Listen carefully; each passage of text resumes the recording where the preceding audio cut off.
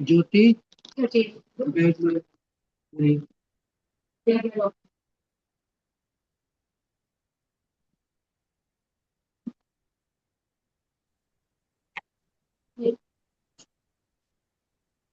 अब भूल गया हुआ।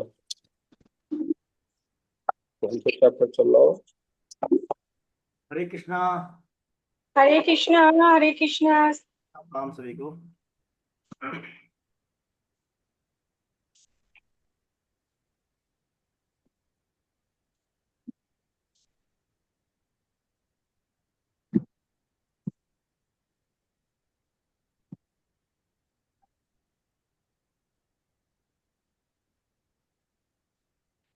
हेलो। हाँ। हम कुछ नहीं।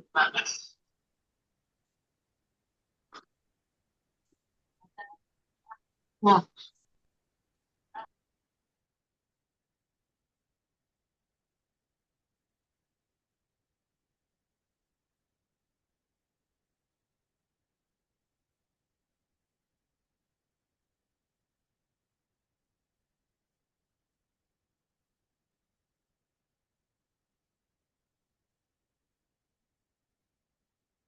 हरे कृष्णा।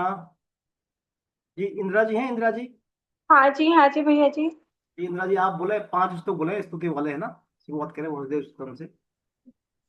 हरे कृष्णा। अजोऽपि सन्नव्ययात्मा भूतानामीश्वरोऽपि सन् प्रकृतिं स्वां दिष्टाय सम्भवाम्यात्ममायया यदा यदा हि धर्मस्य ग्लानिर्भवति भारत अभ्युत्थानं धर्मस्य तदात्मानं सृजाम्यहम् परित्राणाय साधूनां विनाशाय च दुष्कृताम् धर्म संस्थापनार्थाय संभवामि युगे युगे जन्म कर्म च मे दिव्य मेवं यो वेत्ति तत्त्वतः त्यक्त्वा देहं पुनर्जन्म नैति मामेति सोऽर्जुन वीतराग्भ्यः क्रोधः मन्मया मामुपाश्रिताः बहवो ज्ञानतपसा पूता मद्भावमागताः। हरे कृष्ण। नहीं है, पढ़ू ये भैया जी। पढ़े, प्रार्थना पढ़े। नहीं है मेरा यह संसार, न है यह मेरे लिए, सभी हैं कृष्ण के, तभी तो प्यारे हैं वे सदा। मेरे तो हैं कृष्ण केवल, दूसरा न कोई, जैसा भी हूँ उन्हीं का हूँ, शरण में हूँ उनकी सदा। सुख दुख नहीं जग में, सिर्फ है परिस्थितियाँ, है सभी प्रसाद प्रभु की, लाओ लगे कृष्ण से सदा। हरे कृष्ण। वसुदेव सुतं देवं कंसे चाणूरमर्दनम् देवकी परमानन्दं कृष्णं वन्दे जगद्गुरुं श्रीकृष्णं वन्दे जगद्गुरुं। नारायण नारायण नारायण।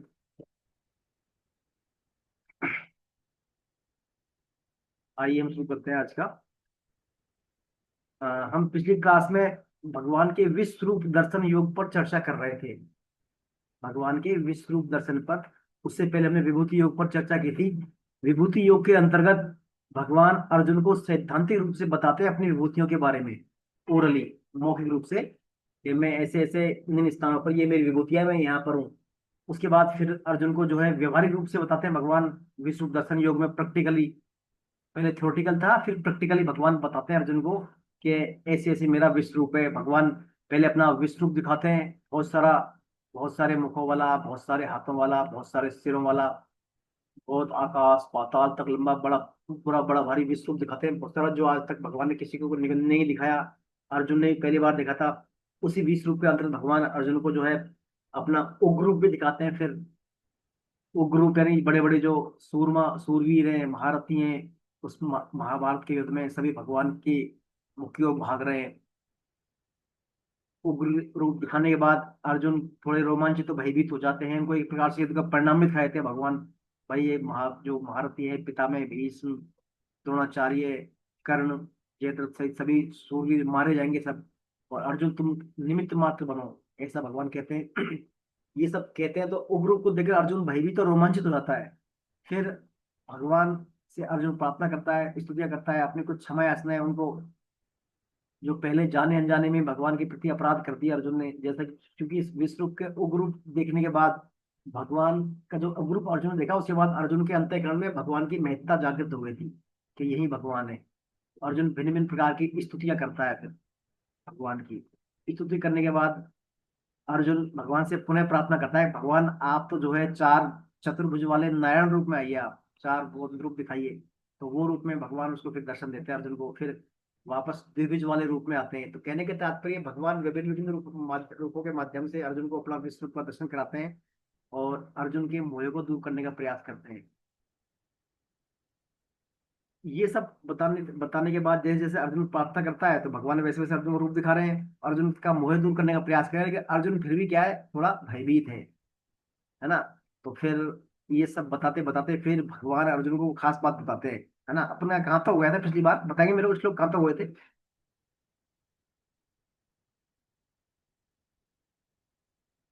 हाँ सर, महेंद्र जी सर, कहाँ तक हुए थे पिछली बार?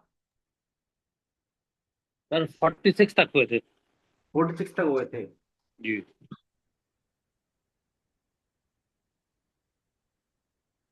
तो 46 तक हो गए थे ना। 46 तक तो यहाँ पर भगवान से जो अर्जुन जो है प्रार्थना कर रहे हैं, आपका भगवान मेरे को चतुर्भुज रूप दिखाइए भगवान, है ना, चतुर्भुज रूप दिखाइए।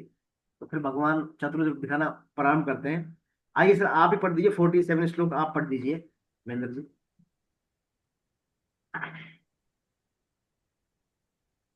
श्री भगवान उवाच मया प्रसन्नेन तवार्जुनमेदं रूपं परं दर्शितम् आत्मयोगात् तेजोमयं विश्वमनन्तमाद्यं यन्मे तदन्येन न दृष्टपूर्वम्।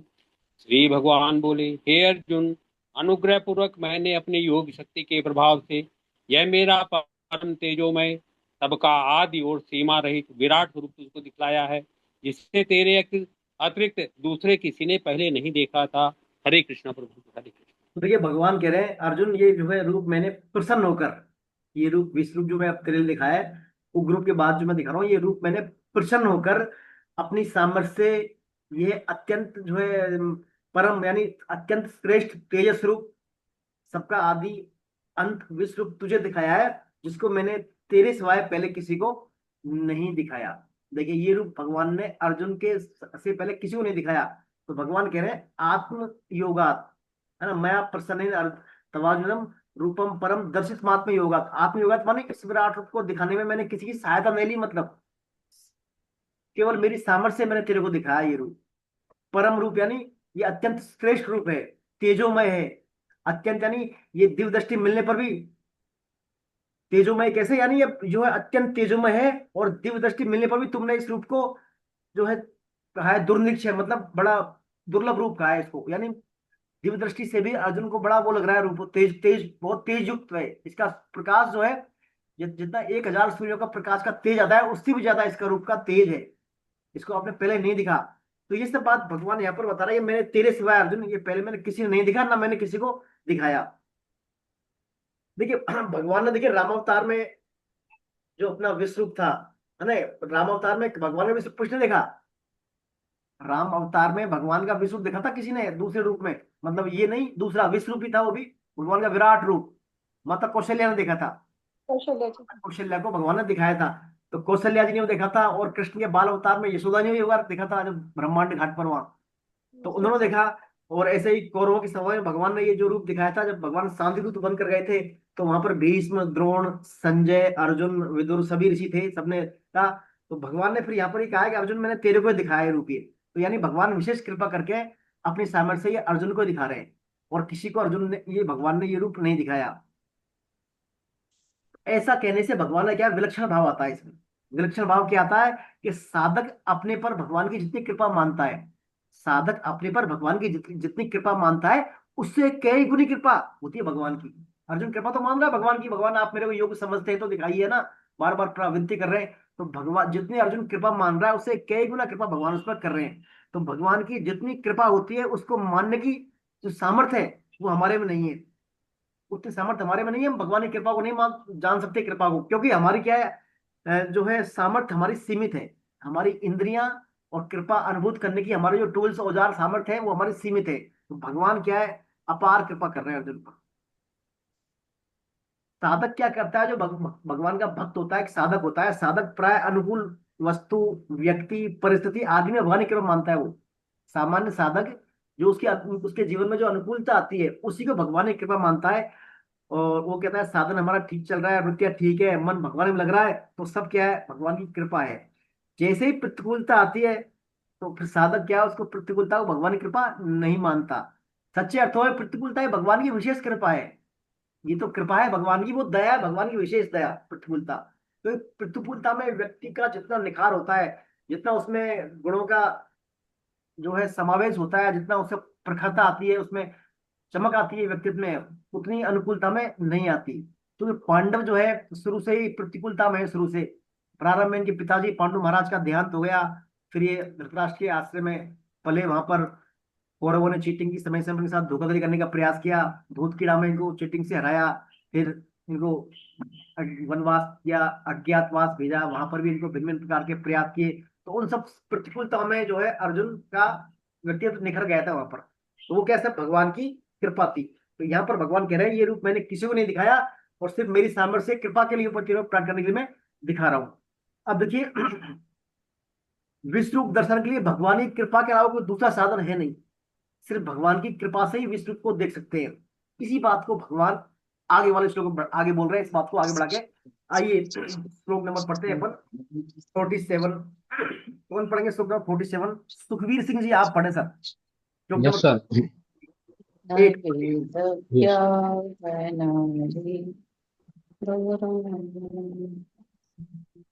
न वेद यज्ञाधैर्न दानैर् न च क्रियाभिर्न तपोभिरुग्रैः एवं रूपः शक्य अहं नृलोके द्रष्टुम त्वदन्येन कुरु प्रवीर।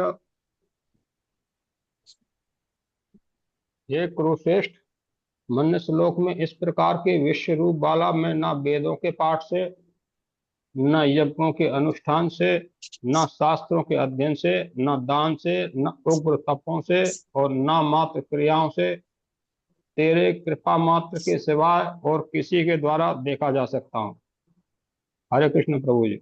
अब देखिए भगवान फिर वही बात बोल रहे हैं कि मेरी जो है ये विश्व रूप, ना तो वेदों से आप कितना वेद पढ़ लो, वेदों को रट लो, उच्चारण कर लो, सुन लो, ना वेदों से, ना नहीं वेदों के पाठ से, ना यज्ञों से, ना अनुष्ठान से, ना कोई शास्त्रों के अध्ययन से, ना दान से, ना उग्र तपों से, ना मात्र क्रियाओं ना और न मात्र क्रियाओं से, सिर्फ मेरे कृपा मात्र के सिवाय किसी अन्य के द्वारा जो मैं नहीं, सिर्फ भगवान की कृपा के द्वारा देख सकते हैं इस विश्व रूप को। सिर्फ और सिर्फ भगवान की कृपा। हिरण्यकशिपु ने जो है 33,000 साल तक तपस्या की थी भगवान की। 33,000 वर्ष तक एक अंगूठे पर खड़ा रहकर तपस्या की थी हिरण्यकशिपु ने। और उसमें भी क्या है, उनका शरीर में पूरा दीमक लग गई थी, शरीर पर कसका हो गया था, पता नहीं था उनको शरीर है कि नहीं है। ऐसी घोर उग्र तपस्या की थी हिरण्यकशिपु ने, फिर भी वो भगवान के इसको विश्व रूप को नहीं देख पाए। क्यों नहीं देख पाए थे? ना इतिहास में लिखा है, क्योंकि देहाभिमान के कारण। मतलब उन्होंने अपने को आसमान तुमों के हाथ से ले लिया। वो क्या चाह रहे हैं कि शरीर मेरा है और शरीर मरे नहीं, ये अमर रहे, है ना। तो बहुत सारी कंडीशन लाती है उन्होंने ब्रह्मा जी पर। तो कहने का तात्पर्य ये सब जो है विश्व रूप, इसमें अपनी तपस्या का, अपने ध्यान का, अध्ययन का, इनका कोई रोल नहीं है, सिर्फ और सिर्फ भगवान की कृपा। अब भगवान की कृपा भी हमें अनुभूत करनी है। भगवान की कृपा के द्वारा इस रूप को हम देख सकते हैं। जितना भगवान के हम शरणागत होंगे उतना भगवान पर श्रद्धा विश्वास होगा, भगवान के प्रति रुचि, श्रद्धा और आवश्यकता को हम पहचानेंगे, उसके प्रति अवेयर होंगे, तो हम जो है भगवान की कृपा को दिन पर दिन बढ़ा सकते हैं, भगवान की कृपा को अनुभूत कर सकते हैं ज्यादा से ज्यादा। तो ये जो भगवान यहाँ पर कह रहे हैं, सिर्फ मेरी कृपा के द्वारा और कोई रास्ता इसका है नहीं, इसका विश्व रूप दर्शन का। भगवान यहाँ पर अर्जुन को क्रू प्रवीर बोल रहे हैं, क्रू प्रवीर, यानी सभी कुरुवंशियों में तू क्या है, सुपर है, सबसे ऊपर टॉप लेवल का है, क्योंकि तूने कल्याण की जिज्ञासा जागृत की, अपना कल्याण चाहता है ना। और जो कुरुवंशी क्या है, नाशवान पदार्थ चाहते हैं सब। दुर्योधन क्या चाहता है, कौरव क्या चाहते हैं, राज्य चाहते हैं, राज्य। हमें राज्य मिल जाए, है ना, हमें बहुत लंबे समय तक हम भोग संग्रह करते रहें, सुख पाते रहें, संसार में संसार का सुख पाते रहें, नाशवान पदार्थों के प्रति अट्रैक्ट रहें, इनका उपभोग करते रहें, भोग संग्रह करते रहें। लेकिन अर्जुन यहाँ पर सिर्फ और सिर्फ कल्याण चाहता है अपना, इसलिए अर्जुन को यहाँ पर भगवान ने कुरु प्रवीर कहकर संबोधित किया है। कुरु प्रवीर यानी कुरुश्रेष्ठ, कुरुवंश में श्रेष्ठ हो अर्जुन आप, क्योंकि आप अपने कल्याण की इच्छा है, अपने कल्याण की इच्छा है। इसलिए भगवान यहाँ पर कृपा वत्सल भगवान कृपा के द्वारा अर्जुन को विश्वरूप का रूप दर्शन करवा रहे हैं। फिर भगवान इस बात को आगे बढ़ा रहे हैं। अगला श्लोक पढ़े, कौन पढ़ेंगे अगला श्लोक? हाँ अर्चना जी आप पढ़ दें। माते व्यथा मा च विमूढ़ भावो द्रष्टारूपम घोरमिदृङ्गमेदं व्यपते भी प्रतिमना त्वं तदेव मे रूपमिदं प्रपश्य। यह मेरा इस प्रकार का उग्र रूप देखकर तुझे व्यथा नहीं होनी चाहिए और विमूढ़ भाव भी नहीं होना चाहिए। अब निर्भय और प्रसन्न मन वाला होकर तू फिर उसी मेरे इस चतुर्भुज रूप को अच्छी तरह देख। हरे कृष्ण प्रभु जी। हरे कृष्ण। देखिए क्योंकि अर्जुन मोहित हो गए थे ना, ग्रुप को देखकर डर गए थे, भगवान आपका परिचय दे, आप कौन है ना, मैं तो आपके वापस चतुर्भुज दर्शन करना चाहता हूँ, आपका सौम्य रूप दर्शन करना चाहता हूँ। तो अर्जुन क्या व्यथित हो गए थे। तो अर्जुन की व्यथा को दूर करने के भगवान कह रहे इस प्रकार मेरा जो है ग्रुप का देखकर अर्जुन तुझे जो है व्यथा नहीं होनी चाहिए, तुझे डरना नहीं चाहिए, तो इस प्रकार घबराना नहीं चाहिए और विमूढ़ भाव भी नहीं होना चाहिए, यानी विमूढ़ भाव भी नहीं होना चाहिए। अब निर्भय और प्रसन्न मन वाला होकर तो फिर उस मेरे चतुर्भुज रूप को अच्छी तरह से देख ले। यानी भगवान ने अपना जो नारायण स्वरूप चतुर्भुज रूप है, चार हाथ पैर शंख चक्र गदा पद्म लिए हुए जो भगवान है, उस रूप को भगवान यहाँ पर अर्जुन को दिखा रहे हैं। देखिए अर्जुन जो है, अर्जुन तो थोड़ा भयभीत किससे? भगवान के विश्व रूप से, उग्र रूप को देखकर भयभीत है। तो ये भय कब आता है हमारे में? जब हम, आदमी डरता कब है, भयभीत कब होता है? बताइए आप अपने अनुभव से, सब वरिष्ठ अलग हैं। आदमी को भय कब होता है, भयभीत कब होता है आदमी?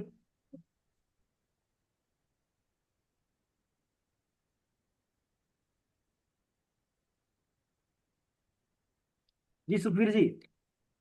सर शरण, तो जब ममता भगवान की होती है शरण में तो नहीं होते, जब भगवान की शरण में नहीं होते, भगवान की शरण में होते हैं तो भय खत्म हो जाता है सर। जी जी जी। हाँ और क्या बोल रहे थे, माता जी बोल रहे थे ना अभी? ममता ममता होती है तब, अहंता ममता होती है जब सर। शरीर में। जी हाँ जी। ये भी है। देखिए बेसिक कंसेप्ट तो यही है। हम शरीर को मैं मेरा मानेंगे ना, तो भयभीत भय आएगा हमारे अंदर, डर आएगा कि मेरा शरीर, बस सबसे बड़ा भय यही तो है शरीर का। अपन यदि शरीर को अपना नहीं माने भैया, फिर डरेंगे किससे अपन? फिर कोई डर नहीं है, किसी से नहीं डरेंगे। तो बेसिक कंसेप्ट है शरीर के प्रति ममता और अहमता। ममता यानी शरीर मेरा है, अहमता यानी मैं शरीर हूं, तो मैं शरीर और या मेरा शरीर। अहमता ममता आते ही फिर हम क्या है, हमारे अंदर बीमारियां शुरू होती हैं फिर। यानी हम शरीर की रक्षा करने का, बाहर शरीर का डर हमारा, इसका भोग संग्रह सुविधाएं बनी रहे हमारा, ऐसा भाव आएंगे तो फिर हमारे क्या, भगवान से विमुख होते चले जाते हैं हम, है ना। तो यहाँ पर अर्जुन का ये कहीं ना कहीं ये भाव आ गया नासवान अपने शरीर के प्रति कि मेरा शरीर है, उग्र पे डर गया अर्जुन। अभी डरा था कि मेरा शरीर क्या होगा, कि अच्छे अच्छे सूरवीर जो है जा रहे हैं भगवान के, तो मेरा क्या होगा, फिर मेरे को न मार जाए, मेरे से भगवान नाराज ना हो जाए, मैंने तो बहुत अपराध किया इनके प्रति, नाम लिया है इनका, अपराध उठते बैठते बहुत सारे किए हैं। ऐसा विमूढ़ भाव आएगा तो अर्जुन को भगवान यह अवेयर कर रहे हैं, अर्जुन तुझे वो है व्यथा में इस भाव से डरना नहीं चाहिए, है ना, डरना नहीं चाहिए तेरे को, क्योंकि अहमता ममता वाला भाव नहीं आना चाहिए। स्वामी जी बताते हैं भगवान हमारे सामने किसी भी रूप में आ जाए ये उनकी मर्जी है ना। सुंदर पुष्प हो या खिले हुए पुष्प हो या उनमें सुगंध आ रही हो, वह भी भगवान का रूप है। और जैसे मांस हड्डियां मेला दुर्गंध आ रही हो, तो वह भी भगवान का रूप है। कोई पाप कर रहा है, अन्याय कर रहा है, तो वो भी भगवान की लीला है ना। ये सब है, भगवान को सब हर जगह भगवान का ही दर्शन करना चाहिए। भगवान चाहे वारा रूप में आए, स्वरूप वारा रूप में है, तो स्वरूप वाला जो वारा रूप में आए तो भी भगवान क्रिया करते हैं। अर्थात भगवान जो है हर जगह हमको भगवान की विभूतियां और भगवान का दर्शन करना चाहिए। जो भी हमें विलक्षणता दिखे, स्पेशलिटीज दिखे, चाहे वो नकारात्मक सेंस में हो चाहे सकारात्मक सेंस में हो, वो कहीं ना कहीं वो भगवान की विभूति है। जो भी विलक्षणता, भगवान ने कहा था ना, जो भी विशेषता विलक्षणता अलग हटके चीज दिखे, उसको आप मेरी विभूति मानो आप, यानी मैं ही हूं वहां पर, है ना। चाहे उग्र रूप में आए भगवान, सौम्य रूप में आए, कैसे भी आए, हर जगह भगवान को देखे वहां पर, है ना। तो वो भगवान ने पहले बात भी बताई, तो भगवान कहना चाह रहे हैं अर्जुन तेरे को मैं चाहे उग्र रूप में हूँ चाहे विश्व रूप में कैसा हूं, इसमें था नहीं करनी चाहिए और मूर्खता को प्राप्त नहीं होना चाहिए।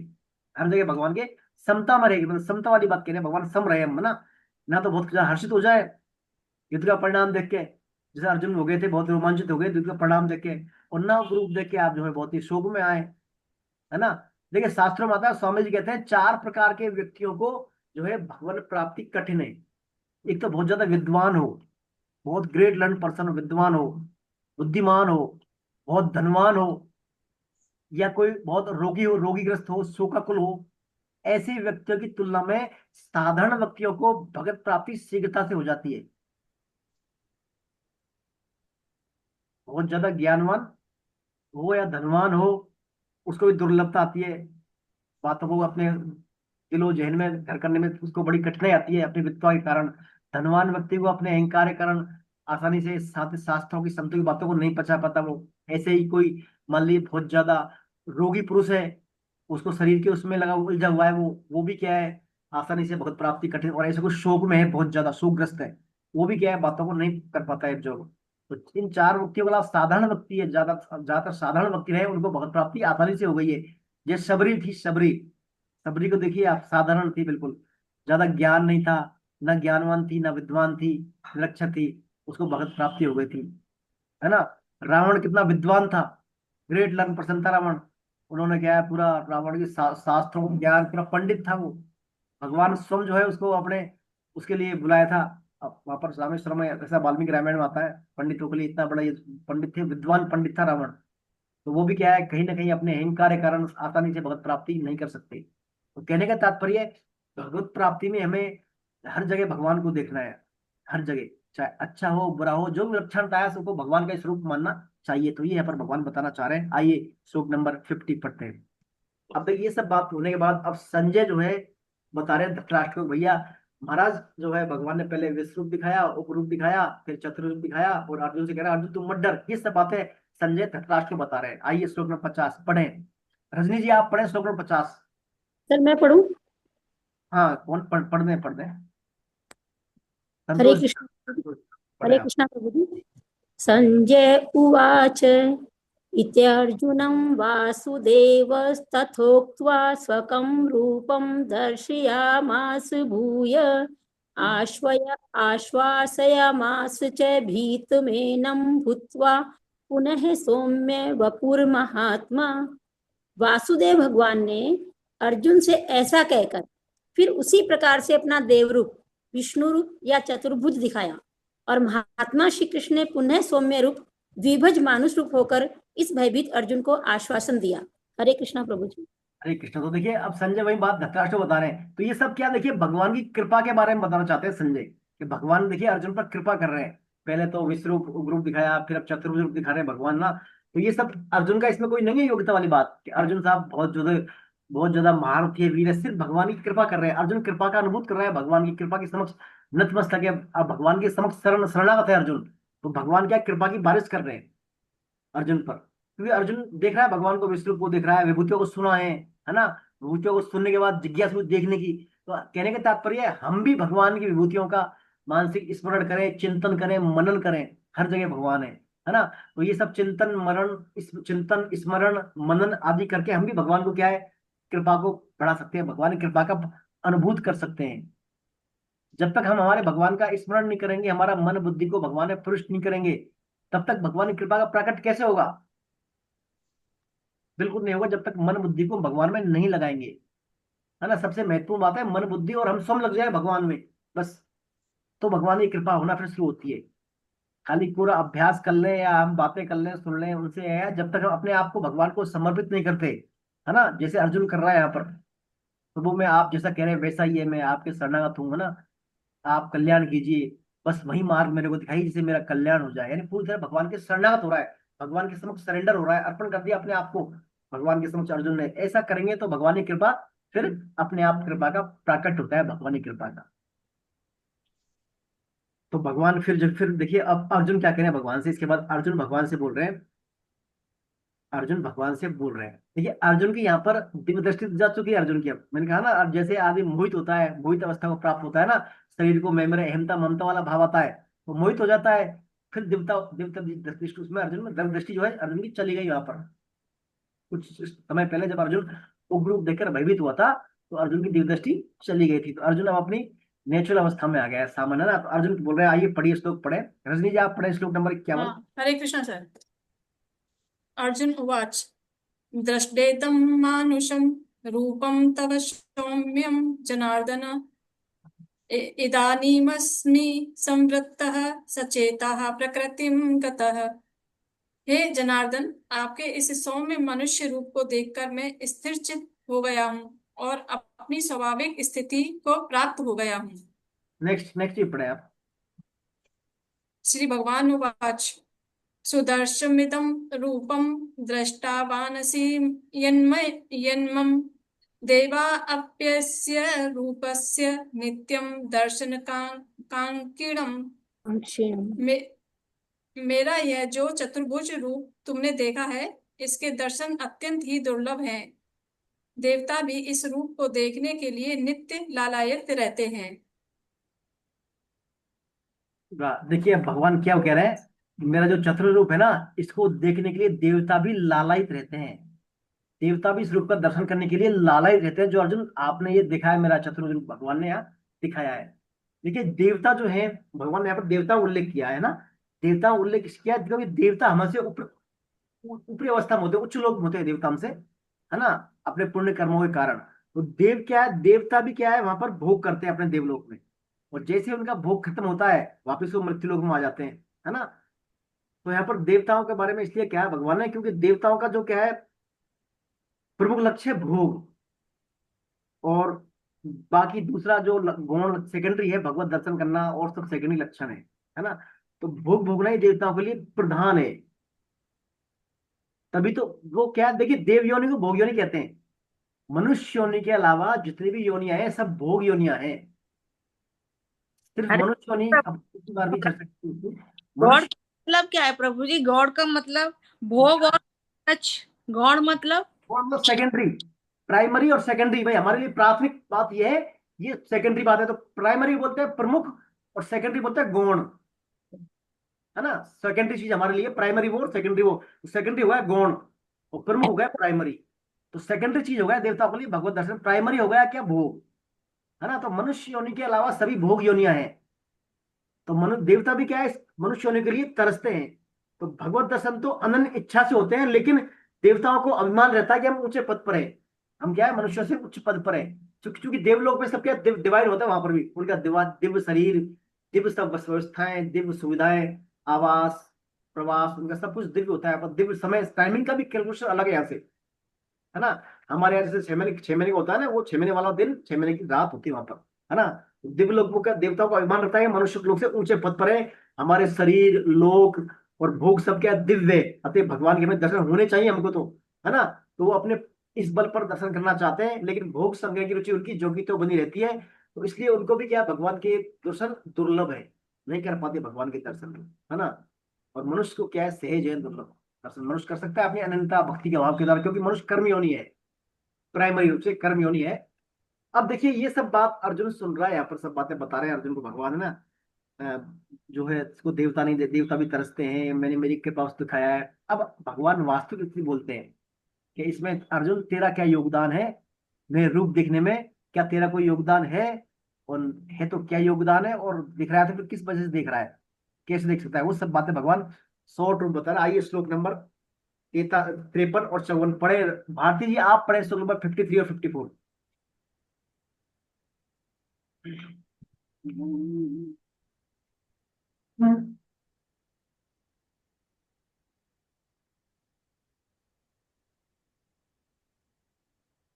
जी प्रभु जी, आवाज आ रही है मेरी? जी जी। नाहं वेदैर्न तपसा न दानेन न चेज्यया शक्य एवं विधो द्रष्टुं दृष्टवानसि मां यथा भक्त्या त्वनन्यया शक्या अहमेवं विधोऽर्जुन ज्ञातुं द्रष्टुं च तत्त्वेन प्रवेष्टुं च परन्तप। जिस प्रकार तुमने मुझे देखा है, इस प्रकार का चतुर्भुज रूप वाला मैं ना तो वेदों से न तप से, न दान से और न यज्ञ से ही देखा जा सकता हूँ, परंतु हे शत्रुतापन अर्जुन, इस प्रकार चतुर्भुज रूप वाला मैं केवल अनन्य भक्ति से ही तत्व से जानने में और सकार रूप से देखने में तथा प्रवेश प्राप्त करने में शक्य हूँ। हरे कृष्ण। तो देखिए भगवान ने यहाँ पर अब अर्जुन को सही बात बता दी। वही पहले जो मैंने अभी दो तीन श्लोक पहले पढ़ा था ना वेद ना मैं वेद से ना तप से, है ना, तो वही बात इसमें है। उससे मिलती जुलती बात है कि मेरा जो चतुर्भुज वाला रूप है, पहले तो विश्व रूप के संदर्भ में बात कही थी भगवान ने, अब चतुर्भुज वाला रूप के लिए कह रहे हैं कि ये जो है ना तो वेदों के अध्ययन से, ना तप से, ना दान से, ना यज्ञ से संभव ही नहीं है रूप देखना चतुर्भुज रूप। किससे? सिर्फ और सिर्फ अनन्य भक्ति से। अनन्य भक्ति से, अनन्य भक्ति से क्या होगा? हम भगवान को जान भी सकते हैं साकार रूप से, देख भी सकते हैं और भगवान में प्रवेश भी कर सकते हैं। यानी भगवान को जान सकते हैं, भगवान को मान सकते हैं और भगवान के दर्शन भी कर सकते हैं। तीनों काम कर सकते हैं। किससे? अनन्य भक्ति से, यानी अनंता। सिर्फ एक ही आश्रय हो भगवान का, सिर्फ और सिर्फ भगवान का आश्रय एक ही हो, यानी भगवान को जान भी सकते हैं हम, भगवान को देख भी सकते हैं और भगवान के लोक में प्रवेश भी कर सकते हैं। तीनों काम सिर्फ भक्ति से कर सकते हैं। बाकी कर्म योग और ज्ञान योग में दो ही बात होती है। क्या क्या? भगवान को जान सकते हैं और भगवान में प्रवेश कर सकते हैं लोक में। लेकिन भगवत दर्शन जो है, भगवत दर्शन तो सिर्फ और सिर्फ अनन्य भक्ति से ही कर सकते हैं। मतलब अनन्य भक्ति में तीनों आ गए, भक्ति में तीनों आ गए, आप जो है जान भी सकते हैं, देख भी सकते हैं, दर्शन कर सकते हैं। बाकी दर्शन वाला मामला दोनों में नहीं है। उनमें आप जो है निराकार या ज्ञान मार्ग के उपासक है तो दर्शन नहीं हो सकते भगवान के। भगवान के में समा जाएंगे, भगवान के धाम को प्राप्त हो जाएंगे आप, लेकिन भगवान के दर्शन नहीं कर सकते सिर्फ अनन्य भक्ति से। यहाँ पर अनन्य भक्ति से, तो देखिए अनन्यता का ये महत्व है। भगवान से अनन्यता का मतलब सिर्फ और सिर्फ भगवान का आश्रय हो, हमेशा मन बुद्धि से भगवान का चिंतन रहे, हमारा एक भी क्षण हमारा भगवान की विस्मृति में न जाए, सिर्फ और सिर्फ भगवान का आश्रय हो हमारे लिए। ऐसे व्यक्ति के लिए भगवान कह रहे हैं वेद यज्ञ तप दान की जरूरत नहीं है, सिर्फ अनंतता से ही मेरे दर्शन हो सकते हैं। सिर्फ अनंतता से भगवान के प्रति हमारी अनंतता नहीं है। मान लीजिए हम संसार का सुख का आखिरी चाह रहे हैं और हमारी उपासना भी कर रहे हैं, साधना भी कर रहे हैं, है ना, भले ही हमने पूरे वेदों पर वेद पढ़ रहे हैं, पूरे शास्त्र याद कर लिए, रट लिए, सब सुन लिए, सुना लिए सब, लेकिन भगवान की फिर कृपा नहीं होगी जब तक अनंतता नहीं आएगी। अनंतता यानी हमारा हमसे गलती क्या होती है, हम जो है जब परमार्थिक काम करते हैं, यानी भगवान का जब भजन ध्यान कर रहे हैं, तब तो भगवान के संग होते हैं, और जैसे वो हमारे करके हम संसार में आते हैं, हमारे कर्म भूमि में आते हैं, जो भी हमारे साथ जीविकोपार्जन के कार्य करते हैं, वहां फिर हम भगवान को भूल जाते हैं। वहां फिर हम जो है समझते भगवान का विभाग अलग है, ये विभाग अलग है, इसमें तो सब काम करने पड़ेंगे, और वहां फिर हमारी अनंतता हमारी डिसमिस हो जाती है। होना क्या चाहिए, हम जो भी संसार का भी काम कर रहे हैं वहां भी उसको भगवान का माने करें, हम भगवान से एक क्षण भी विस्मृति ना रहे, संसार के कार्यों को भी भगवान का मानकर करें। ऋषिकेश में जो गीता भवन है वहां पर 3 नंबर उसमें 1 नंबर भवन में एक बात लिखी हुई है, मैंने पढ़ी थी, अभी गया था मैं वहां, तो वहां लिखा था जो भगवान से जो कंटिन्यूटी है ना, सततता अनंतता कब होती है, जब आप ये समझ रहे हो कि मान लीजिए कोई कुछ समय आपका घंटे 2 घंटे आपके गुजर जाए बिना भगवान की इस विस्मृति में, तो आपको ऐसा पश्चाताप, ऐसा दुख होना चाहिए जैसा पुत्र शोक होता है। इतना दुख होना चाहिए कि मेरा इतना समय बिना उसके निकल गया, बिना भगवान को याद किए भगवान की विस्मृति में निकल गया, माने पुत्र शोक जैसा पश्चाताप होना चाहिए, इतना बड़ा दुख। तो वो है भगवान का प्रति अनन्यता, है ना, अनन्यता। तो उस अनन्यता से भगवान की कृपा होती है, भगवान के दर्शन अनन्यता से होते हैं, है ना। इनमें कोई अपना शास्त्रों का अध्ययन का इनका ज्यादा इतना महत्व है नहीं। ये बात भगवान यहाँ पर कह रहे हैं। ये सब बात बताने के बाद अब देखिए, अब ये बात भगवान ने अर्जुन से कही कि अनन्यता के बिना जो है मैं, अनन्यता से मेरे को जानना देखना प्राप्त करना संभव है। अब भगवान की अनन्यता कैसे आए, भगवान की अनन्यता हमारे जीवन में कैसे आए, तो उस अनन्यता के लिए भगवान यहाँ पर अब तरीके बता रहे हैं, उसका रास्ता बता रहे हैं अगले श्लोक में 11.55। इस श्लोक को देखिए साधन, अब जो हम श्लोक पढ़ने वाले हैं इस श्लोक को साधन पंचक श्लोक कहते हैं। भगवान ने यहाँ पर अपने साधन करने के 5 तरीके बताए हैं। इन 5 के द्वारा हम भगवान से हमारी अनन्यता बढ़ा सकते हैं, अनन्यता, है ना। इसको बोलते हैं, इसको पंचामृत श्लोक भी बोलते हैं या साधन पंचक श्लोक भी बोलते हैं, क्योंकि 5 तरीके हैं इसमें। आइए 11.55 कौन पढ़ेंगे? 11.55 मैं पढ़ूं भैया जी? हाँ इंदिरा जी आप पढ़ लें। मत कर्म मत कर्म कर्म मत परमो मद भक्त संग वर्जित निर्वैर सर्वभूतेषु यस्य मामेति पांडव। हे पांडव, जो मेरे लिए ही कर्म करने वाला, मेरे ही परायण और मेरा ही प्रेमी भक्त है तथा सर्वथा आसक्ति रहित है और प्राणी मात्र के साथ वैर भाव से रहित है, वह भक्त मुझे प्राप्त होता है। हरे कृष्ण। तो देखिए भगवान ने यहाँ पर बता दिया अर्जुन को, पांडव जो मेरे लिए कर्म करने वाला, मत कर्म, मेरे लिए कर्म करने वाला, मेरे परायण और मेरा ही प्रेमी भक्त हो, मेरे परायण हो, मेरा प्रेमी हो, सर्वथा आसक्ति रहित हो, यानी आसक्ति नहीं हो संसार में उसकी, और प्राणी मात्र के साथ वैर भाव रहित हो, वह भक्त मुझे ही प्राप्त होता है, वह भक्त मुझे ही प्राप्त होता है। तो 5 चीज है इसमें। 5 चीजों में क्या है, पहले चरण में तीन साधन है ना, 3 साधन, यानी मत कर्म, मेरे लिए कर्म करने वाला हो जा, मेरे परायण हो जा और मेरा प्रेमी भक्त बन जा। तो ये तीनों बातें क्या है, भगवान से हमारी अटैचमेंट बढ़ाने की बातें, भगवान से घनिष्ठता बढ़ाने की बातें। और दूसरे श्लोक के जो साधन है, यानी आसक्ति रहित हो जा और प्राणी मात्र से वैर भाव रहित होता, ये दोनों क्या है, हमारे संसार से संबंध विच्छेद यानी वैराग्य क्रिएट करने वाले साधन है। तो 3 साधन भगवान से नजदीक बढ़ाने वाले और 2 साधन भगवान से संसार से दूरी बढ़ाने वाले। तो इनके द्वारा, हम पांचों के द्वारा क्या है, भगवान की अनंतता बढ़ा सकते हैं। तो पहला है मत कर्म कर, यानी मेरे लिए कर्म कर, मेरे लिए कर्म कर। अब देखिए, हम स्थूल शरीर से भगवान के परायण होना, स्थूल शरीर जो हमारा भौतिक जो शरीर हमारा दिख रहा है, हमारे लेटरल आई से हमको जो शरीर दिख रहा है, ये कहलाता है स्थूल शरीर। स्थूल शरीर से लिए हम जो भी काम करें वो भगवान की प्रसन्नता के लिए करें, भगवत भाव से करें। हमारे शरीर में इतनी गहरी आसक्ति है कि हम जो भी शरीर यज्ञ तप दान करते हैं वो खुद के फायदे लिए करते हैं, सामान्यतः अपने खुद के निरोगता के लिए करेंगे, हमारी प्रतिकूलता दूर करने के लिए करेंगे, अनुकूलता प्राप्त करने के लिए करेंगे। तो इनसे क्या होता है, हम जो कर्म करते हैं स्थूल शरीर द्वारा, हम उनसे बंध जाते हैं, फिर कर्म फल के द्वारा बंध जाते हैं। तो भगवान कह रहे हैं कि स्थूल शरीर से अर्जुन जो भी कर्म करता है उनको मेरे लिए कर। मेरे लिए करने से क्या होगा, तू कर्म फल में नहीं बंधेगा, है ना। तो पहला हो गया भगवान के लिए मत कर्म, भगवान के लिए कर्म करना। फिर भगवान कहते हैं मत परमो, यानी मेरे परायण हो जा, मेरे परायण हो जा।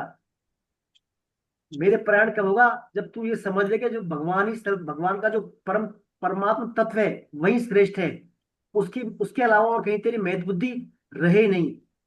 मन बुद्धि इंद्रियों में है, लेकिन सब ये क्या है, मन बुद्धि इंद्रिय हमारी जो है ये उपकरण मात्र हैं। इनके पीछे जो प्रकाश है, मूल जो शक्ति है वो क्या है, भगवान की है। उसमें हमारी महत्व बुद्धि किसी को चाहिए, भगवान की। यानी हमें मन बुद्धि का आश्रय तो लेना है, लेकिन उसके पीछे क्या रखना है, भगवान के लिए। ये भगवान की है, मन बुद्धि इंद्रिय हमारी भगवान की है, क्योंकि अपरा प्रकृति की है। और अपरा प्रकृति के 8 प्रकार हैं, 5 ज्ञानेंद्रियां और मन बुद्धि अहंकार। तो अपरा प्रकृति की, इनको हमारी को सबको क्या, भगवान के परायण, भगवान की प्रकृति अपरा। तो भगवान की मानकर इनसे जो भी कार्य करें हम मन बुद्धि इंद्रिय के द्वारा, उसको भगवान की मानकर भगवान के लिए ही करें, तो फिर हम क्या हो जाएंगे, भगवान के परायण हो जाएंगे, मत परमा।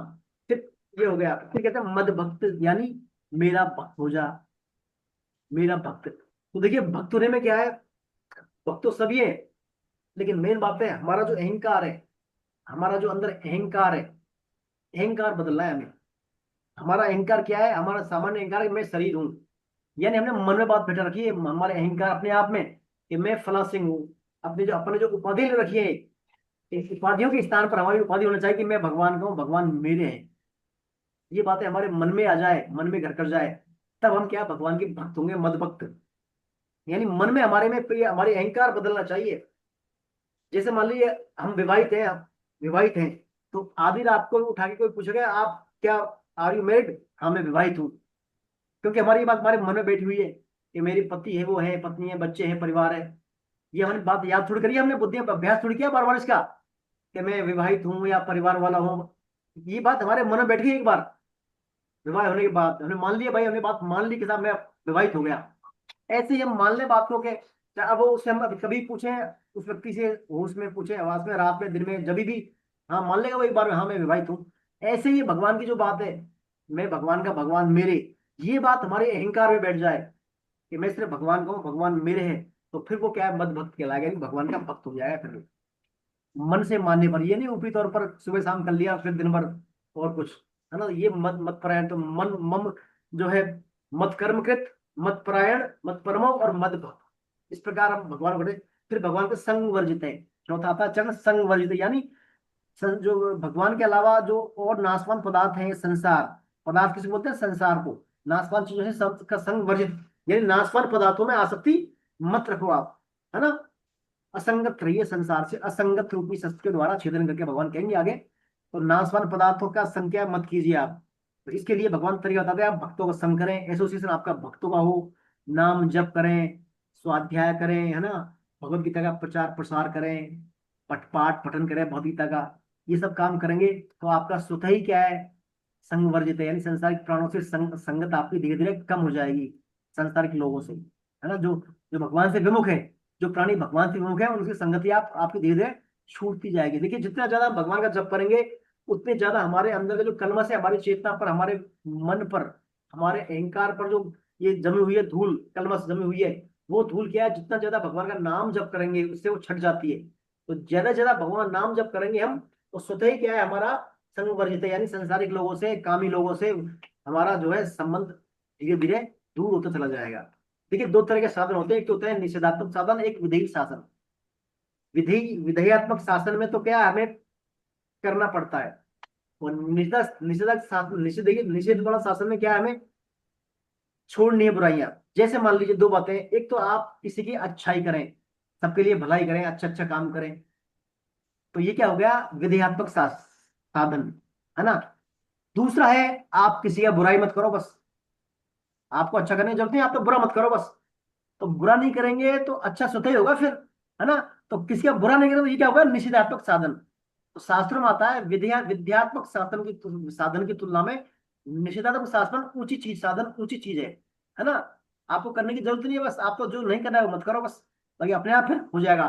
तो संग वर्जित यही बात है, जितना भगवान का आश्रय लेंगे स्वतः ही हमारा संग वर्जित होता चला जाएगा। फिर आता है निर्वैर सर्वभूतेषु, यानी सभी प्राणियों से वैर भाव रहित, है ना। क्योंकि सभी प्राणी भगवान की पराशक्ति है, भगवान की परा प्रकृति, जो सभी प्राणियों में आत्मा है वो भगवान की है। तो सभी प्राणियों से क्या, वैर भाव रहित रहे, वैर ना करें किसी से, द्वेष ना करें किसी से, यानी सर्वभूत हिते रथा, सभी प्राणियों के हित में हम लगे रहे। प्राणी मात्र की आत्मा भगवान है, इसलिए किसी को भी हम बुरा ना समझें। हर व्यक्ति अपने स्वभाव के वश होकर क्रिया प्रतिक्रिया दे रहा है, आगे हम पढ़ेंगे इसमें ना। तो क्या है, सभी में सर्वभूत हित, सभी में प्रति हमें क्या है, वैर भाव नहीं रखना, वैर भाव नहीं रखना। तो देखिए एक तो है वैर भाव नहीं रखना, किसी से हम ध्यान रखें, या हम किसी का बुरा ना करें बिल्कुल, तो स्वतः अच्छा होगा फिर, है ना। किसी का बुरा ना करें, हम तो यही समझे, आप किसी का बुरा ना करें, बुरा नहीं करेंगे स्वतः ही अच्छा होगा, और उनका जो है निर्वैर सर्वभूतेषु वाली बात फिर वह अपने प्रैक्टिकल में हो जाएगी। यानी किसी से हमारा भला बुरा भाव नहीं रखना है, बुरा भाव नहीं रखना है। तो ये 5 काम करेंगे हम, क्या क्या, पहला मत कर्म कृत, भगवान के लिए कर्म करेंगे हम, शरीर के द्वारा जो भी कर्म करेंगे भगवान का मानकर भगवान के लिए करेंगे। मत परमो, यानी भगवान के परायण होना है, नैतिक बुद्धि हमारी भगवान में रहनी है। मद भक्त, यानी भगवान हमारी जो अहमता है उसमें मैं भगवान का, भगवान मेरे, ये बात को धारणा से बिठा लेंगे। इनसे तीनों बातों से क्या होगा, हमारी भगवान से घनिष्ठता, भगवान से निकटता बढ़ जाएगी। और फिर इसके बाद संग वर्जित है और निर्वैर सर्वभूतेषु, यानी संसारिक लोगों का, भगवान से मुक्त लोगों का त्याग, और सबके प्रति हमारा क्या है, द्वेष भाव न रखें। ऐसा करने से फिर हम क्या है, ये बातें कर सकते हैं। देखिए स्वामी जी बताते हैं हमारे पास 2 शक्तियां हैं, एक तो क्या है, चिंतन करने की शक्ति, और एक देखने की, यानी कि हम चिंतन करते हैं बुद्धि के द्वारा, है ना, एनालिसिस करते हैं, और एक देखते हैं, एक है देखने की शक्ति। तो इनमें जो चिंतन करने की शक्ति है हमारी, इसके द्वारा इसको तुम क्या भगवान की विभूतियों में लगा दें, भाई कहाँ का भगवान है, वृक्षों में पीपल भगवान है, पृथ्वी की पवित्र गंध भगवान है, देवताओं में इंद्र भगवान है ना, अलग जहां भगवान की। तो इस हमारी चिंतन करने की शक्ति को भगवान की विभूति में लगा दिया था। जो भी हमें अच्छा दिख रहा है, स्पेशल दिख रहा है, उसको भगवान का मानकर भगवान का चिंतन करें। और जो देखने की शक्ति है, उसमें हम संसार के क्या है, भगवान, संसार का दर्शन करें, उसमें भगवान का, उसको विराट रूप मानते हुए करें कि सब भगवान का विराट रूप है, संसार जो दिखा है क्या विराट रूप है। तो इसमें क्या है, भगवान के जो विभिन्न हमें नाम आ जाएंगे, संसार के जो नाम भगवान के नाम माने जाएंगे, और भिन्न रूप में परमात्मा, सब कुछ क्या परमात्मा दिखेगा। तो ये हमारा क्या है, सर्वोच्च साधन, इस साधन के द्वारा भी हमको है ये साधन पंच की बात पूरी कर सकते हैं। यानी देखें क्या, भगवान का दर्शन करें विराट रूप में, जो संसार में दिख रहा है उसको भगवत दर्शन, विराट रूप माने भगवान का, और चिंतन करें भगवान की विभूतियों का। ऐसा करके भी हम क्या है, भगवान से अनंतता को बढ़ा सकते हैं। तो ये जो है, जो 11.55 श्लोक साधन पंचक श्लोक, पंचामृत या पंच प्राण श्लोक है, इसमें ये 5 बातें भगवान ने दी है। इसके द्वारा हम हमारे अनंतता को बढ़ा सकते हैं। और भगवान ने कहा है कि मेरा जो है रूप है, चाहे विश्व रूप हो, चाहे चतुर्भुज रूप हो, चाहे मेरी कृपा हो, ये सिर्फ और सिर्फ अनंतता से प्राप्त हो सकती है। इनमें वेदों का, यज्ञ का, तप का, दान का कोई रोल है नहीं। ये बात भगवान यहाँ पर कहना चाह रहे हैं। ये भगवान ने तरीका बताया है, इनके द्वारा भगवान से अनंतता बढ़ा सकते हैं। तो ये हमारा है भगवान का विश्व रूप दर्शन योग। अब इस हरे कृष्ण प्रभु जी, जी ये निर्वैर सर्वभूतेषु में जो थर्ड लाइन है, जी, जैसे युधिष्ठिर महाराज महाभारत युद्ध से पहले कहाँ गया थे, ये अज्ञात शत्रु जो युधिष्ठिर और दुर्योधन में अज्ञात शत्रु कौन है? अजात शत्रु। अजात शत्रु युधिष्ठिर महाराज का नाम है। युधिष्ठिर महाराज का नाम है। युधिष्ठिर महाराज किसी से भी वैर नहीं करते थे, उनका कोई शत्रु नहीं था। एक भी युधिष्ठिर जी का कोई शत्रु नहीं था। जब महाभारत चालू हो गया था, तब भी उन्होंने एक दिन पहले पांडवों ने जब रणनीति बनाई थी भगवान कृष्ण के, तब भी उन्होंने भगवान कृष्ण से और अर्जुन से कहा था, मेरा आज भी दुर्योधन के प्रति कोई वैर नहीं है, मैं उससे आज भी वैर भाव नहीं चाहता, नहीं है मेरा वैर। यानी युधिष्ठिर महाराज को धर्मराज से किसी से वैर नहीं। तो निर्वैर सर्वभूतेषु, निर्वैर किसी सभी प्राणियों से कोई वैर नहीं, तो इसलिए कोई उनका शत्रु नहीं था। अजात शत्रु, युधिष्ठिर जी को कहते हैं। हाँ, अजात शत्रु, कोई शत्रु का उनके मतलब शत्रु ने जन्म नहीं लिया, उन्हें कोई शत्रु था ही नहीं युधिष्ठिर जी का, है ना। निर्वैर सर्वभूतेषु यानी किसी के प्रति वैर नहीं करते वो। जो आदमी कल युद्ध होने वाला है, आज कह रहा है मेरा इससे कोई वैर नहीं है, आज भी युधिष्ठिर आ जाए तो मैं इसको गले लगा लूंगा, ऐसा भाव था युधिष्ठिर महाराज का, है ना। ऐसा होना चाहिए, किसी से वैर वाला भाव नहीं होना चाहिए। तो उससे फिर क्या हमारी अनंतता होती है। चलिए, अब जो अपना ये अध्याय हुआ है विश्व दर्शन योग, इसमें आपको कोई शंका हो तो बोले आप, कोई भी आपका प्रश्न हो तो आप बोले आप। सर हरे कृष्णा प्रभु जी। जी सर जी। ये सर 54 और 55 पर मैंने कुछ लिखा है, अगर आप लोग आदेश करें तब। बिल्कुल बिल्कुल सर, बिल्कुल।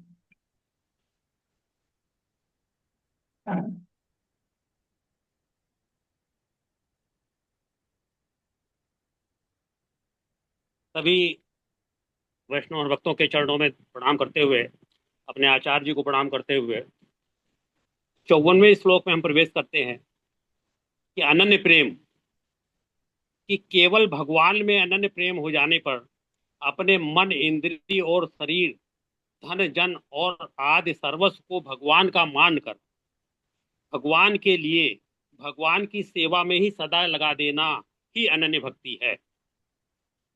फिर ये 55वें श्लोक का जो पहला वर्ड आता है मत कम कृतः, जो मनुष्य स्वार्थ और ममता और आसक्ति को त्याग कर सब कुछ भगवान का समझकर अपने आप को निमित्त मात्र समझता हुआ सभी कार्य भगवान की प्रसन्नता के लिए करता है, वह मत कर्म कृत है। फिर सेकंड वर्ड आता है मत परमा, जो भगवान को ही परम आश्रय, परम गति, एकमात्र शरण लेने योग्य, सर्वोत्तम, सर्वाधार, सर्वशक्तिमान, सबके सुहृद, परम आत्मी और अपना सर्वस्व समझता है, वह मत परमा है। मद भक्ता, थर्ड वर्ड, भगवान में अनन्य प्रेम हो जाने के कारण जो भगवान में तन्मय होकर नित्य निरंतर भगवान के नाम, रूप, गुण, प्रभाव और लीला आदि का श्रवण, कीर्तन और मनन करता रहता है, जिसे इसके बिना एक क्षण भी चैन नहीं पड़ता है, और जो भगवान के दर्शन के लिए अत्यंत उत्कंठा के साथ निरंतर लालायित रहता है, वह मेरा भक्त है। मद भक्ता, मेरा भक्त मतलब मेरा आ गया, भगवान उसको कहते हैं मेरा है ये। फिर संग वर्जिता, शरीर, स्त्री, पुत्र, धन, कुटुंब तथा मान बढ़ाई आदि जितने भी इस लोक और परलोक के भोग्य पदार्थ हैं, उन संपूर्ण जड़ चेतन पदार्थों में जिनकी किंचन मात्र भी आसक्ति नहीं रह गई है, भगवान का ही होकर, जिसमें भगवान को छोड़कर जिसका किसी में प्रेम नहीं है, वही संग वर्जिता है, आसक्ति रहित है। फिर सर्वभूतेषु निर्वैरः, समस्त प्राणियों को भगवान का ही स्वरूप समझने अथवा सब में एकमात्र भगवान को व्याप्त समझने के कारण किसी के द्वारा कितना भी विपरीत व्यवहार किया जाने पर भी इसके मन में विकार नहीं होता, तथा किसी प्राणी में किंचित मात्र भी देश भाव नहीं रह गया है, वह सर्वभूतेषु निर्वैरा है, अर्थात समस्त प्राणियों में वैर भाव से रहित है।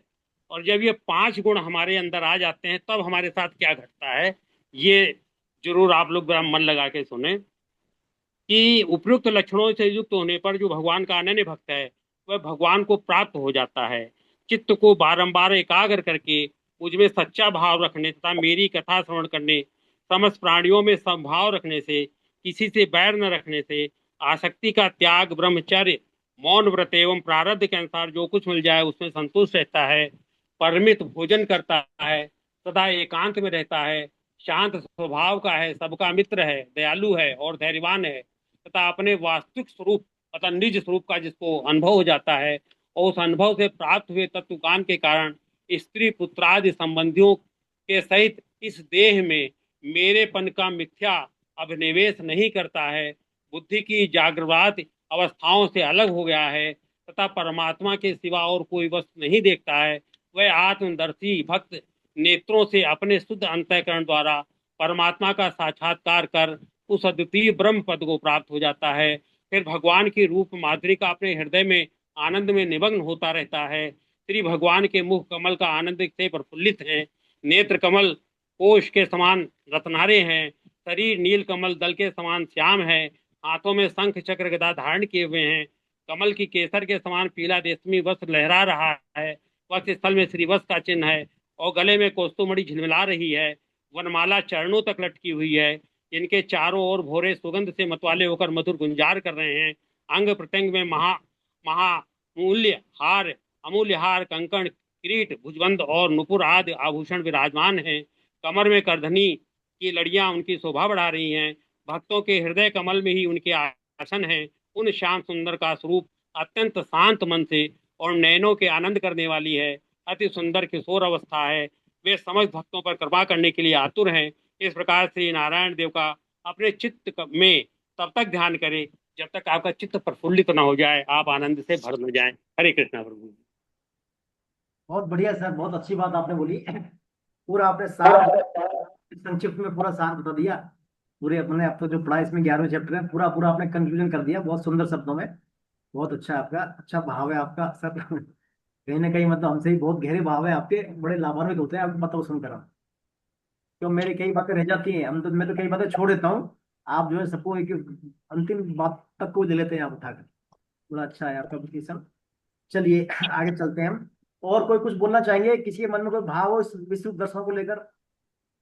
सर जी सर अर्जुन भी भगवान से प्रार्थना करते हैं कि मुझे फिर वही चतुर्भुज रूप दिखाइए, और भगवान भी ये कहते हैं कि मैं फिर वही चतुर्भुज रूप दिखाता हूँ, मतलब फिर वही चतुर्भुज दिखाइए और फिर वही चतुर्भुज रूप में तुझे दिखाता हूँ। कहने का मतलब यह है कि इससे पहले भी क्या अर्जुन को वो चतुर्भुज रूप दिखा चुके हैं? नहीं सर दोनों जगह अर्जुन भी यही कह रहा है फिर मुझे वही चतुर्भुज रूप दिखाइए, और भगवान भी कह रहे हैं फिर वही तू चतुर्भुज रूप देख। देखिए भगवान का जो रूप है ना चतुर्भुज रूप, नारायण रूप, चतुर्भुज है वो लोकप्रिय रूप है भगवान का, सामान्यतः लोकप्रिय रूप है वो। भगवान ने जहां जहां भी अपने भक्तों को दर्शन दिए, ज्यादा जो दर्शन दिए अपने सिद्ध भक्तों को, ज्यादातर भगवान चतुर्भुज रूप में आते हैं ज्यादातर, है ना। सभी की धारणा भगवान के चतुर्भुज रूप की धारणा रहती है।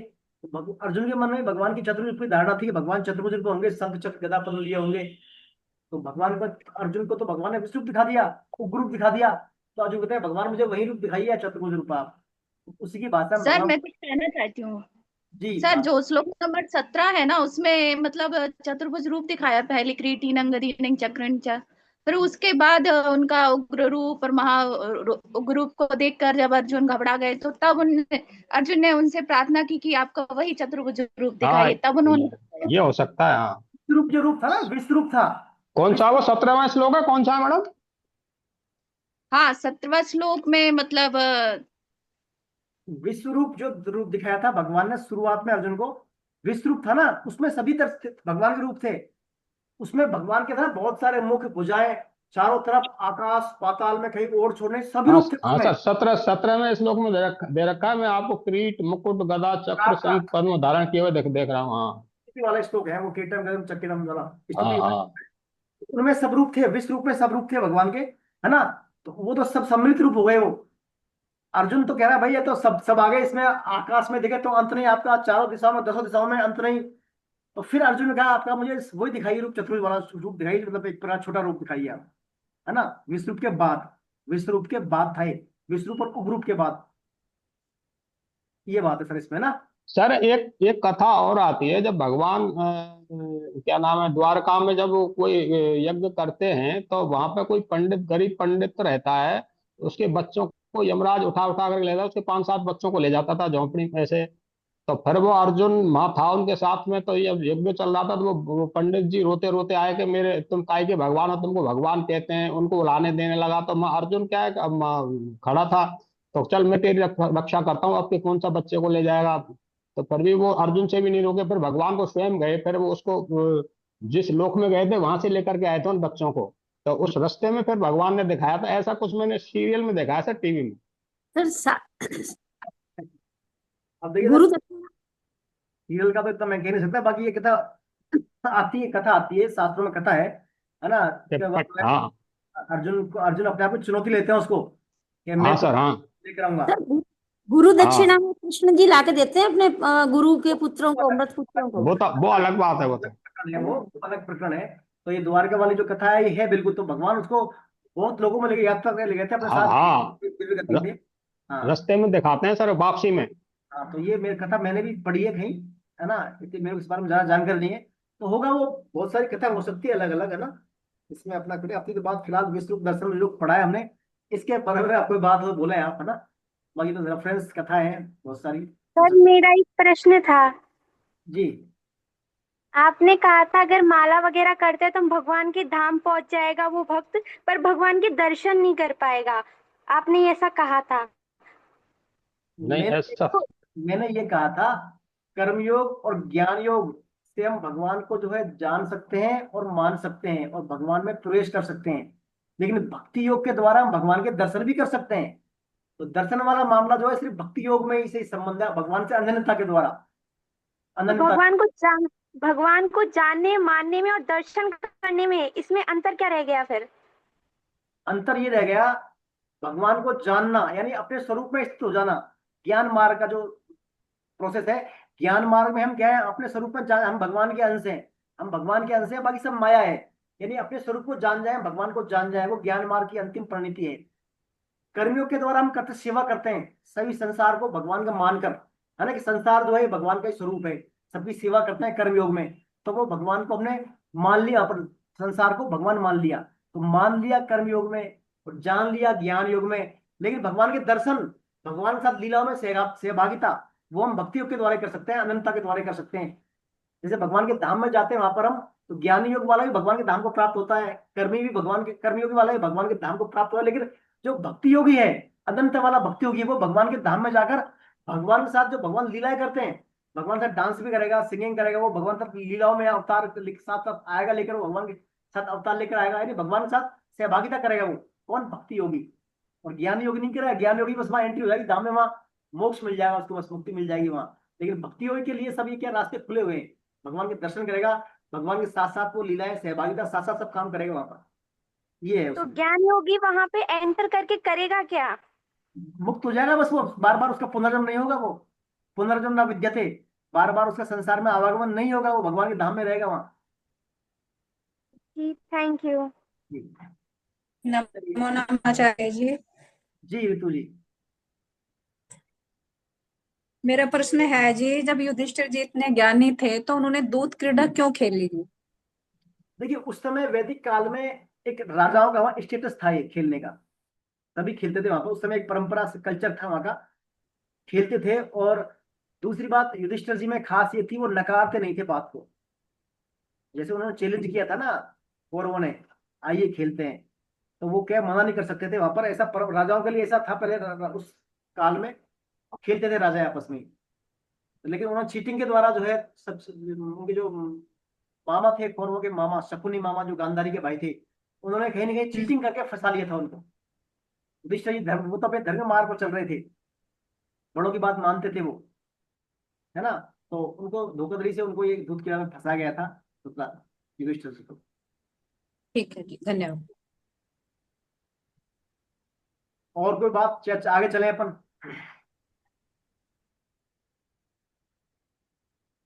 चलिए अपना आगे चलते हैं।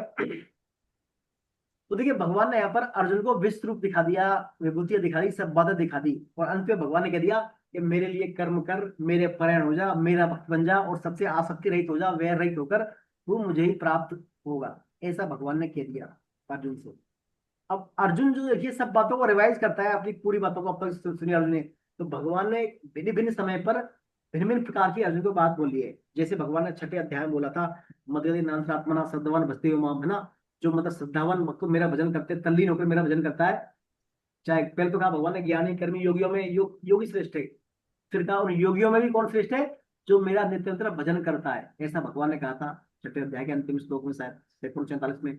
फिर भगवान ने कहा था, साथ में कहा था, मैया सकमना पाठ योग मिंजन दासरे, यानी मुझे मुझ में अनन्य प्रेम वाला, आसक्त मुझ में होकर मेरे मन वाला है, वो ऐसा मुझे योगी भक्ति योगी मुझे प्रिय है, ऐसा कहा था।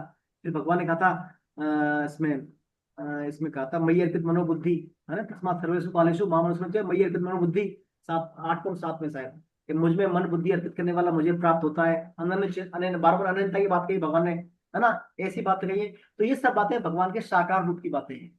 मेरा ध्यान करता है, मेरा चिंतन करता है, मेरा मनन करता है, तो भगवान की साकार उपासना की बातें हैं। लेकिन कई जगह भगवान ने बोला है अपनी निराकार उपासना के बारे में भी भगवान ने चर्चा की है। भगवान ने कहा, उसमें कहा था 4थे अध्याय में, तद्विधि प्रणिपाते परिपस्तेन सेवया उपदेशजित ज्ञानम ज्ञान तत्वर्षेण, अर्थात तुम उस गुरु के पास जाइए, उसको विनम्रता पूर्वक नमस्कार कीजिए, प्रणाम, वो आपको ज्ञान देंगे, यानी उस तत्व का ज्ञान देंगे, परमात्मा तत्व का ज्ञान देंगे। फिर भगवान कहते हैं श्रद्धावान लब्धो ज्ञानम, जो कि मेरे प्रसिद्ध उनको ज्ञान की प्राप्ति होती है, उस परमात्मा की प्राप्ति होती है। फिर भगवान कहते हैं जो कर्ता रहित है और कर्ता अभिमान रहित, फलेच्छा रहित है, उसको क्या है, नए किंचित करोति युक्त मते, यानी उसको वो सब कुछ नहीं करता हुआ भी मेरे तत्व को प्राप्त होता है ना। फिर भगवान ने 6.23 उसमें कहा था, आत्मसम्मान कृत्वा, यानी शनैश्वर ऊपर में दे, धीरे धीरे व्यक्ति संसार से ऊपर होकर धीरे धीरे परम तत्व को प्राप्त कर लेता है। यानी कहने का तात्पर्य भगवान ने भिन्न भिन्न जगह पर अपने साकार रूप की और अपने निर्गुण यानी ज्ञान रूप परम तत्व की बात कही है। अर्जुन के मन में प्रश्न आया, भगवान कुछ लोग आपकी साकार रूप की उपासना करते हैं और कुछ लोग आपकी जो है अविनाशी स्वरूप की, यानी जो अविनाशी स्वरूप का परम तत्व है, निराकार फॉर्म है, उसकी उपासना करते हैं। तो आप ये जो बात मेरे कह रहे हैं, मेरे से कह रहे हैं पर क्या है, मेरे में मन लगा, मेरे लिए कर्म कर, ये किस संदर्भ में बात को मालूम है? अर्थात हम आपके साकार रूप की उपासना करें तो ज्यादा ठीक रहेगा, या हम आपके निराकार रूप की उपासना करें तो ठीक रहेगा? ठीक कौन सा रहेगा और दोनों में श्रेष्ठ कौन सा रहेगा? ऐसी अर्जुन के अंदर जिज्ञासा पैदा होती है। तो देखिए भगवान के 3 फॉर्म है।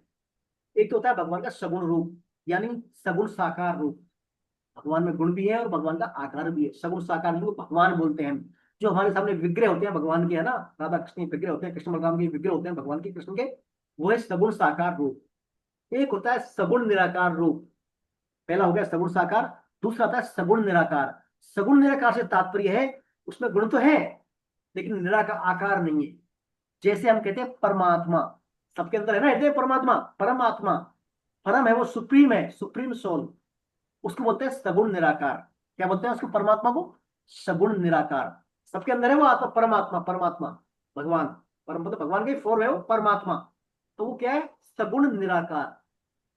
सगुण साकार भगवान का विग्रह हो गया, जो फॉर्म है भगवान सगुण साकार, सगुण निराकार परमात्मा। वो एक होता है जो हर जगह व्याप्त है, परमात्मा यहाँ भी है, वहां भी है, अंदर भी है, बाहर, सब जगह व्याप्त है, वो दिखता नहीं है हमारे को, ना कोई आकार ना कुछ, उसका कोई गुण नहीं है उसमें, सब जगह व्याप्त है वो हमेशा ही, यानी निर्गुण निराकार।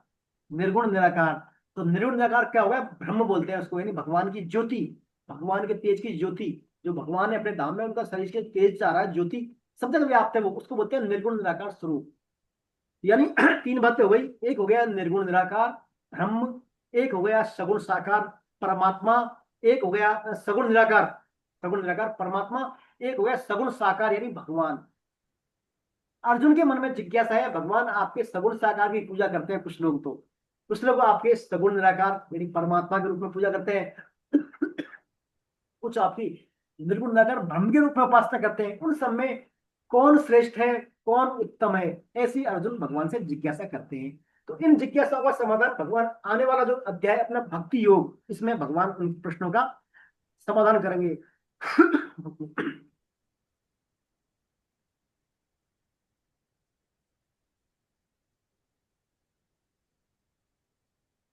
भक्ति योग जो अध्याय है, भक्ति योग में भगवान जो है भक्तों के बारे में, उनकी भक्ति के बारे में, उनके ज्ञान के बारे में, उनके भक्तों के लक्षण के बारे में विभिन्न प्रकार एंगल से भगवान भक्ति योग को समझाएंगे, भक्ति और ज्ञान की तुलना करेंगे डिफरेंट एंगल से, है ना। तो ये सब बातें हम भक्ति योग नाम का अध्याय पढ़ेंगे। भक्ति योग को गीता का हृदय बोला जाता है। अभी जो 12वां अध्याय पढ़ेंगे भक्ति योग, बड़ा महत्वपूर्ण अध्याय है। एक एक शब्द इसमें, एक एक श्लोक बड़ा विलक्षण है। आपके जीवन की जो प्रैक्टिकल बातें इसमें आएंगी, सब बातें तो हम पढ़ेंगे भक्ति योग। आइए शुरुआत करते हैं। भक्ति योग अध्याय है इसका, भक्ति जो है इसका जो द्वितीय इसका शतक है गीता का। पहला शतक है कर्म योग, दूसरा भक्ति योग, तीसरा ज्ञान योग। तो भक्ति योग शतक का ये अंतिम अध्याय है, 12वां अध्याय भक्ति योग। आइए शुरू करते हैं भक्ति योग अपन।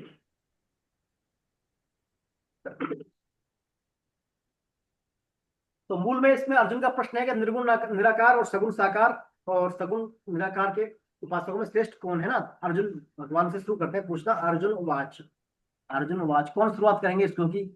महेंद्र जी सर आप शुरुआत करें। श्लोक, पहला श्लोक आप पढ़े इसमें, महेंद्र जी सर। हरे कृष्णा प्रभु जी, हरे कृष्ण।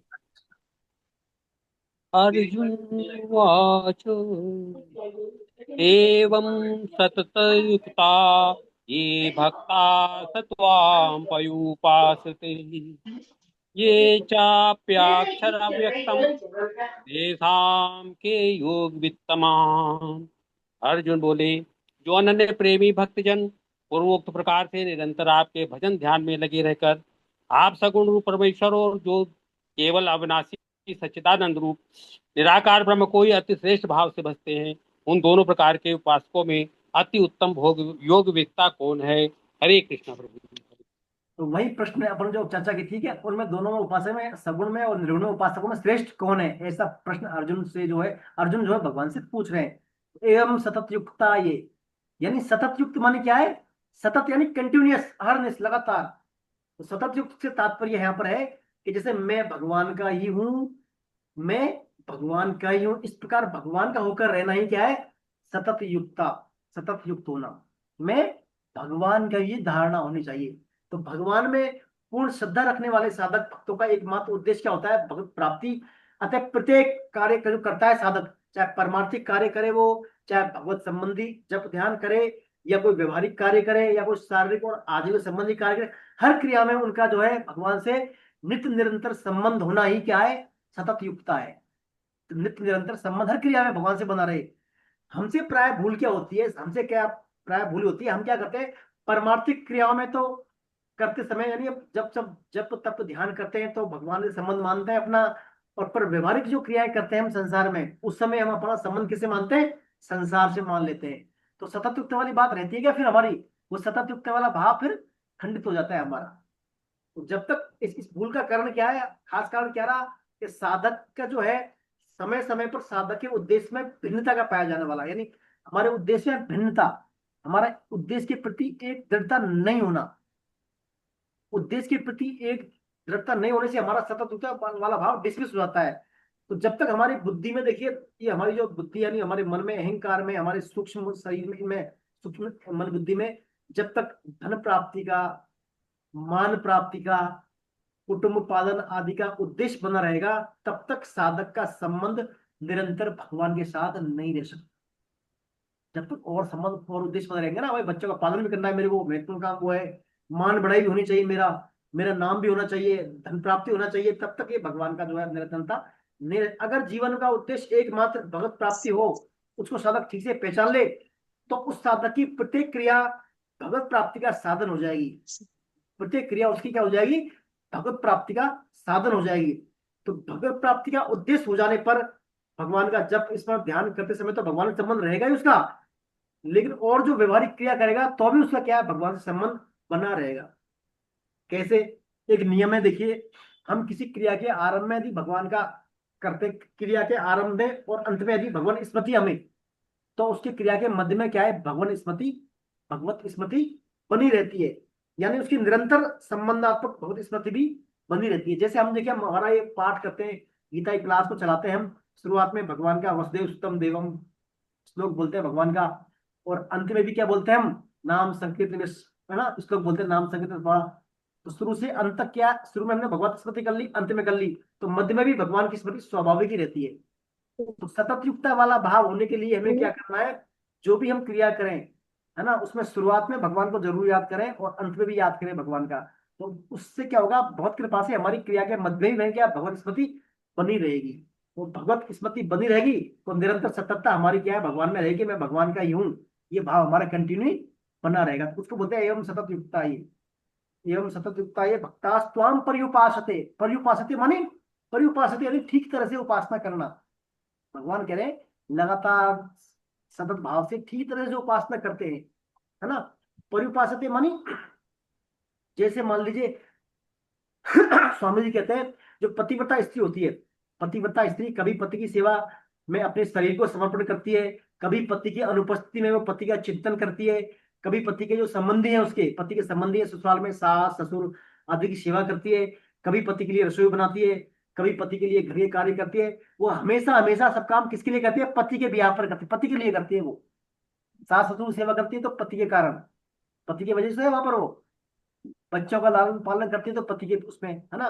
तो ऐसे ही जो साधक होता है, साधक भक्ति भगवान में तल्लीन होकर कभी भगवान का तप करेगा, भगवान का जप करेगा, कभी भगवान का स्मरण करेगा, कभी भगवान का चिंतन करेगा, कभी सांसारिक प्राणियों को भगवत रूपी मानकर उनकी सेवा करेगा। ऐसे सदा काम करता हुआ भगवान की वो उपासना में लगा रहता है, उसको बोलते हैं पर्युपासते, ठीक तरह से उपासना करना। ऐसी उपासना से क्या हो, अच्छी तरह होती है, तो इससे क्या हमारे अंदर जो है संसारिक आसक्ति जाती रहती है। फिर सभी क्रियाओं को भगवान की मानकर करने से संसारिक आसक्ति जाती रहती है ना। तो यहाँ पर इसमें ये बात बताइए, पर्युपासते में सतत युक्ता में लगा रहे। तो अर्जुन ये पूछ रहा है कि इस प्रकार आपसे निरंतर लगे रह सतत युक्ता वाले भाव और आपके प्रयुक्त ठीक तरह जो उपासना करते हैं, उन दोनों में उत्तम योग वेदता, उत्तम योग वेदता। देखिए यहाँ पर योग वेदता तो 3 श्रेणियां, ये सुपरलेटिव हो रही है उत्तम योग वेदता। जैसे देखिए अर्जुन जो है यहाँ पर पूछ रहा है इन दोनों में उत्तम योग वेदता कौन है। तो गीता में देखिए योग मुख्य है, हर अध्याय में क्या योग है, चाहे विषाद योग हो, चाहे सांख्य योग हो, चाहे कर्म योग हो, चाहे ज्ञान योग हो, चाहे भक्ति योग हो, हर अध्याय में योग मुख्य है। तो यहाँ पर योग वेदता की भी 3 श्रेणियां हो गई। एक तो होगा योगी यानी योग वित्त, एक होगा योग वित्तर सेकंड उससे कंपेयरली, और एक होगा योग वित्तम यानी योग वित्त सर्वश्रेष्ठ, है ना। एक तो योगी हो गया योगी वित्त, एक योग वित्तर यानी 2 योगियों में श्रेष्ठ योगी, और एक योग वित्तम सभी योगियों में श्रेष्ठ। तो अर्जुन को सभी उन योगी में सबसे श्रेष्ठ कौन सा है, यानी सुपरलेटिव वाला कौन है। अर्जुन को यहाँ पर योग वित्तम के माध्यम से यही पूछना चाह रहे हैं भगवान से। अब देखिए इसका उत्तर भगवान देना शुरू करते हैं। भगवान इसका उत्तर देते हैं लगातार। भगवान 73 श्लोक बोलते हैं, अब 73 श्लोक बोलेंगे भगवान। 73 श्लोकों के माध्यम से अपना यहाँ पर उत्तर भगवान देते हैं अर्जुन के। आइए श्लोक नंबर 2 पढ़े, कौन पढ़ेंगे? 2 नंबर श्लोक पढ़े। मैं पढ़ दूं सर? हाँ सुखबीर जी आप पढ़ दें। मय्यावेश मनो ये माम नित्य युक्ता उपासते श्रद्धया परोपेतास ते में युक्त तमामता। मुझ में मन को लगाकर नित्य निरंतर मुझ में लगे हुए जो भक्त परम श्रद्धा से युक्त होकर मेरी सगुण साकार की उपासना करते हैं, वे मेरे मत में सर्वश्रेष्ठ योगी हैं। तो देखिए भगवान यहाँ पर आप जवाब दे रहे हैं अर्जुन को, मुझ में मन लगाकर, मय्यावेश मना यो में, मुझ में मन लगाकर नित्य निरंतर मुझ में लगे हुए जो भक्त परम श्रद्धा से युक्त होकर मेरी सगुण साकार की उपासना, अपन पढ़ा सगुण साकार 3 पढ़े ना, सगुण साकार, सगुण निराकार और निर्गुण निराकार। तो सगुण साकार है भगवान की उपासना करते हैं, वे मेरे मत में सर्वश्रेष्ठ योगी है। तो अभी आप मेरे को बताएं, आप क्या सर्वश्रेष्ठ योगी है नहीं है? सभी क्या आप सभी सर्वश्रेष्ठ योगी है नहीं है? महेंद्र जी याद कर रहे हैं, महेंद्र जी हैं, देखिए आप में विश्वास नहीं है इसका मतलब अभी विश्वास नहीं है, कॉन्फिडेंस नहीं बोल रहे अपन सभी क्या सर्वश्रेष्ठ योगी है उसके भगवान के मत अनुसार, क्योंकि भगवान के पास सगुण साकार के उपासक है यहाँ पर सभी, है ना। अपन और इस उपासना के बारे में आगे विस्तार से पढ़ेंगे, आगे आएगा। अपन और उपासना क्यों नहीं कर सकते, क्या कमियां है ना। तो यहाँ पर देखिए भगवान कहते हैं मय्यावेश मनो ये माम, तो मैया वेश बोला है पहले भगवान ने, क्या मैया वेश यानी मेरे में मन वाले, मुझमें मन लगाने वाले। अब हमारा मन कहाँ लगता है बताइए आप, मन हमारा कहाँ लगता है सामान्यतः? सामान्यतः हम सभी में जो हम बैठे हैं यहाँ पर, मन कहाँ लगता है हमारा?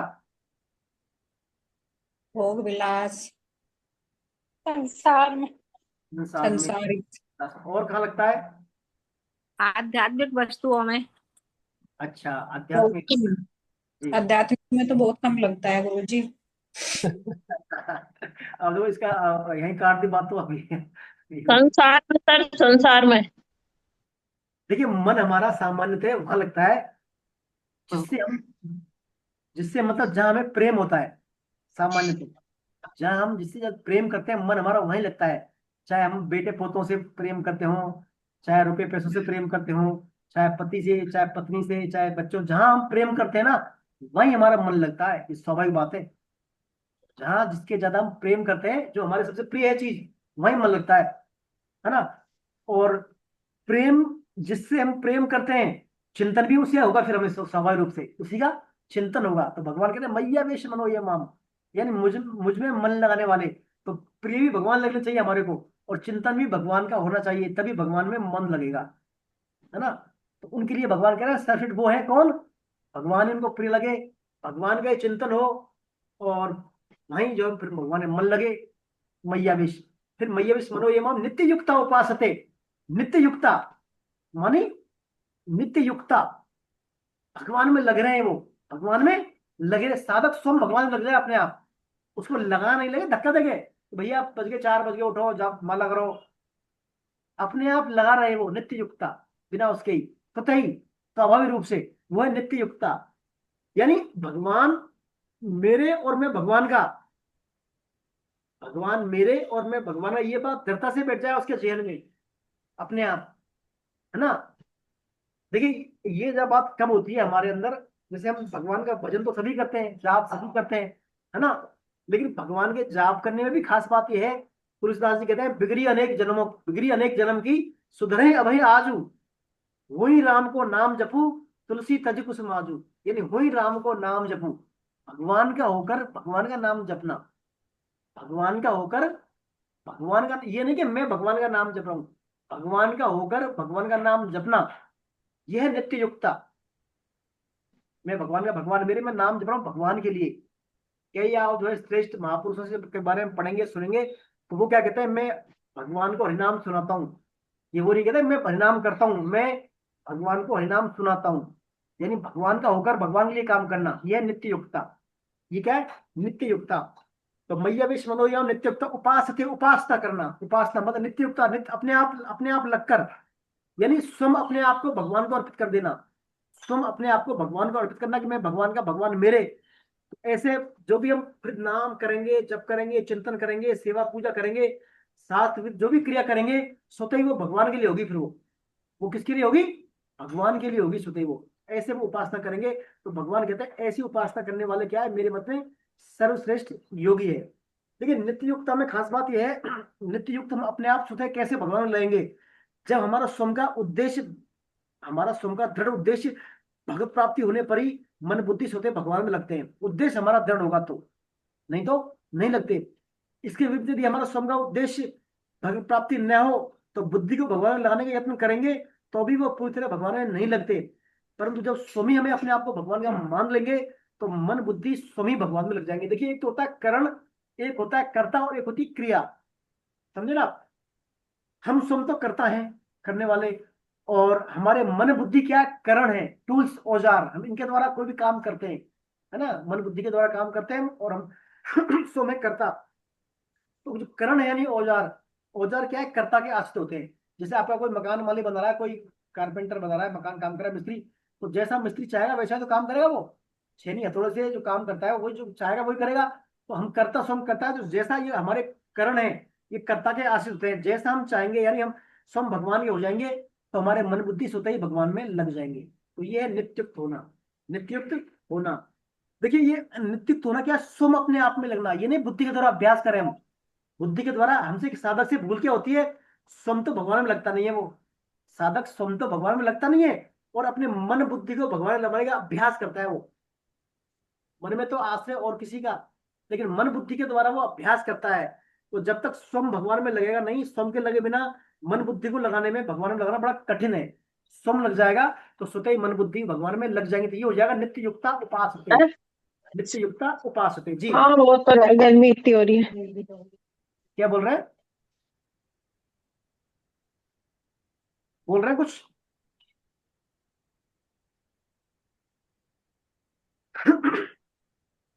तो यहाँ पर देखिए भगवान यही कहना चाह रहे हैं कि जो परम श्रद्धा से युक्त होकर, देखिए परम श्रद्धा वाली बात भी आती है इसमें, श्रद्धा, श्रद्धा या परियोते पास ते में युक्तमा मता।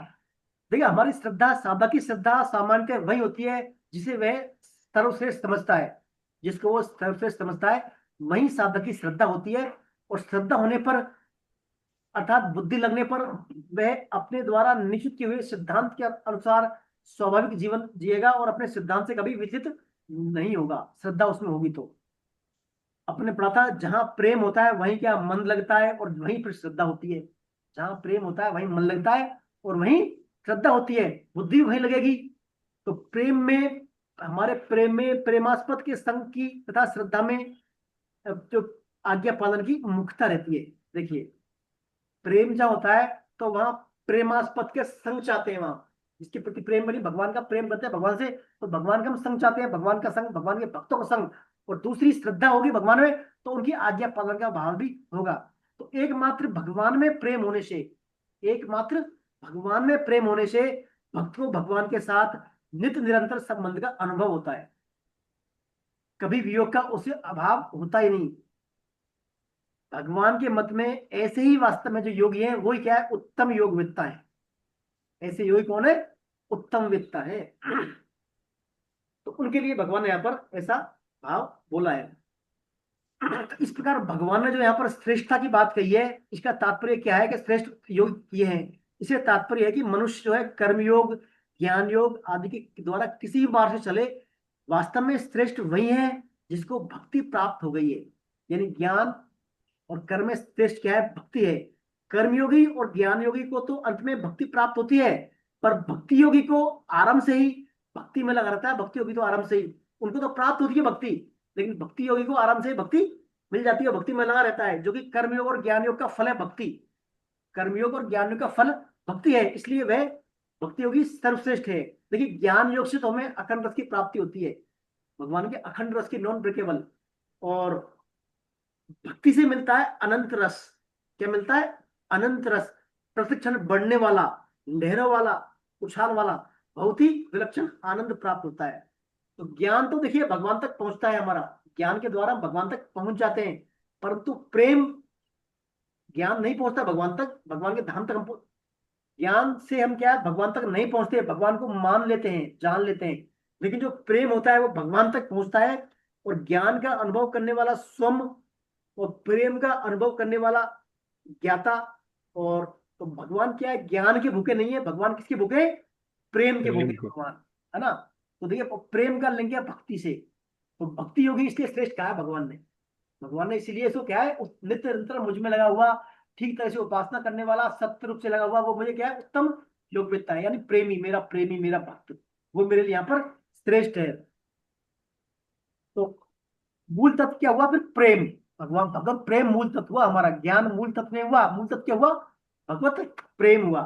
तो ये यहाँ पर भगवान इसलिए इसकी उपासना, ऐसे उपासकों को भगवान श्रेष्ठ बता रहे हैं। आइए चलते हैं आगे, श्लोक नंबर 3 और 4। कौन पढ़ेंगे श्लोक नंबर 3 और 4? मैं पढ़ती हूँ। इंदिरा जी? हाँ मैं ऋतु जी, ऋतु जी आप पढ़े, बिल्कुल इंदिरा जी ने पढ़ लिया, ऋतु जी पढ़े। मेरी टर्न नहीं आई अभी। जी हरे कृष्ण गुरु जी। हरे कृष्ण। ये त्वक्सारमनिर्देश्य यामवक्तं पर्युपासते सर्वत्रं चिन्तायां जयकूटस्थं मच्चलं धर्वं सनीयं वेनिन्द्राय ग्रामं सर्वत्र सम्बुद्धयाः ते भवन्ति मामेव सर्वभूते हिते रतः। और जो अपने इंद्रिय समूह को भली भांति वश में करके चिंतन में न आने वाले, सब जगह परिपूर्ण देखने में न आने वाले, निर्विकार, अचल, ध्रुव, अक्षर और अव्यक्त की तत्परता से उपासना करते हैं, वे प्राणी मात्र के हित में प्रीति रखने वाले और सब जगह समबुद्धि वाले मनुष्य मुझे ही प्राप्त होते हैं।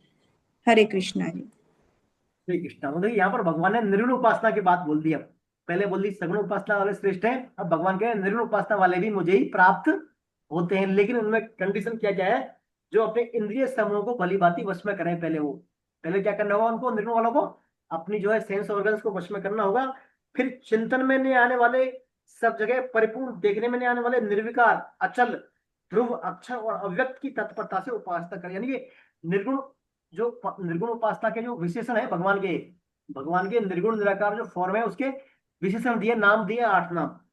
वे प्राणी मात्र के हित में प्रीति रखने वाले और सब जगह समबुद्धि वाले मनुष्य भी मुझे ही प्राप्त होते हैं। तो देखिए इन श्लोकों में भगवान ने निर्गुण ब्रह्म के 8 निर्गुण निराकार कौन है, ब्रह्म। तो उस ब्रह्म के 8 विशेषण दिए भगवान ने। इनमें 5 + 3, 5 तो क्या है निषेधात्मक है और 3 विध्यात्मक है, विधेयात्मक। निषेधात्मक भगवान दिया अक्षरम, है ना, अक्षरम, ये तो अक्षरम निर्देश्यम, अनिर्देश्यम, अक्षरम, अव्यक्तम, अचिंत्यम और अचलम।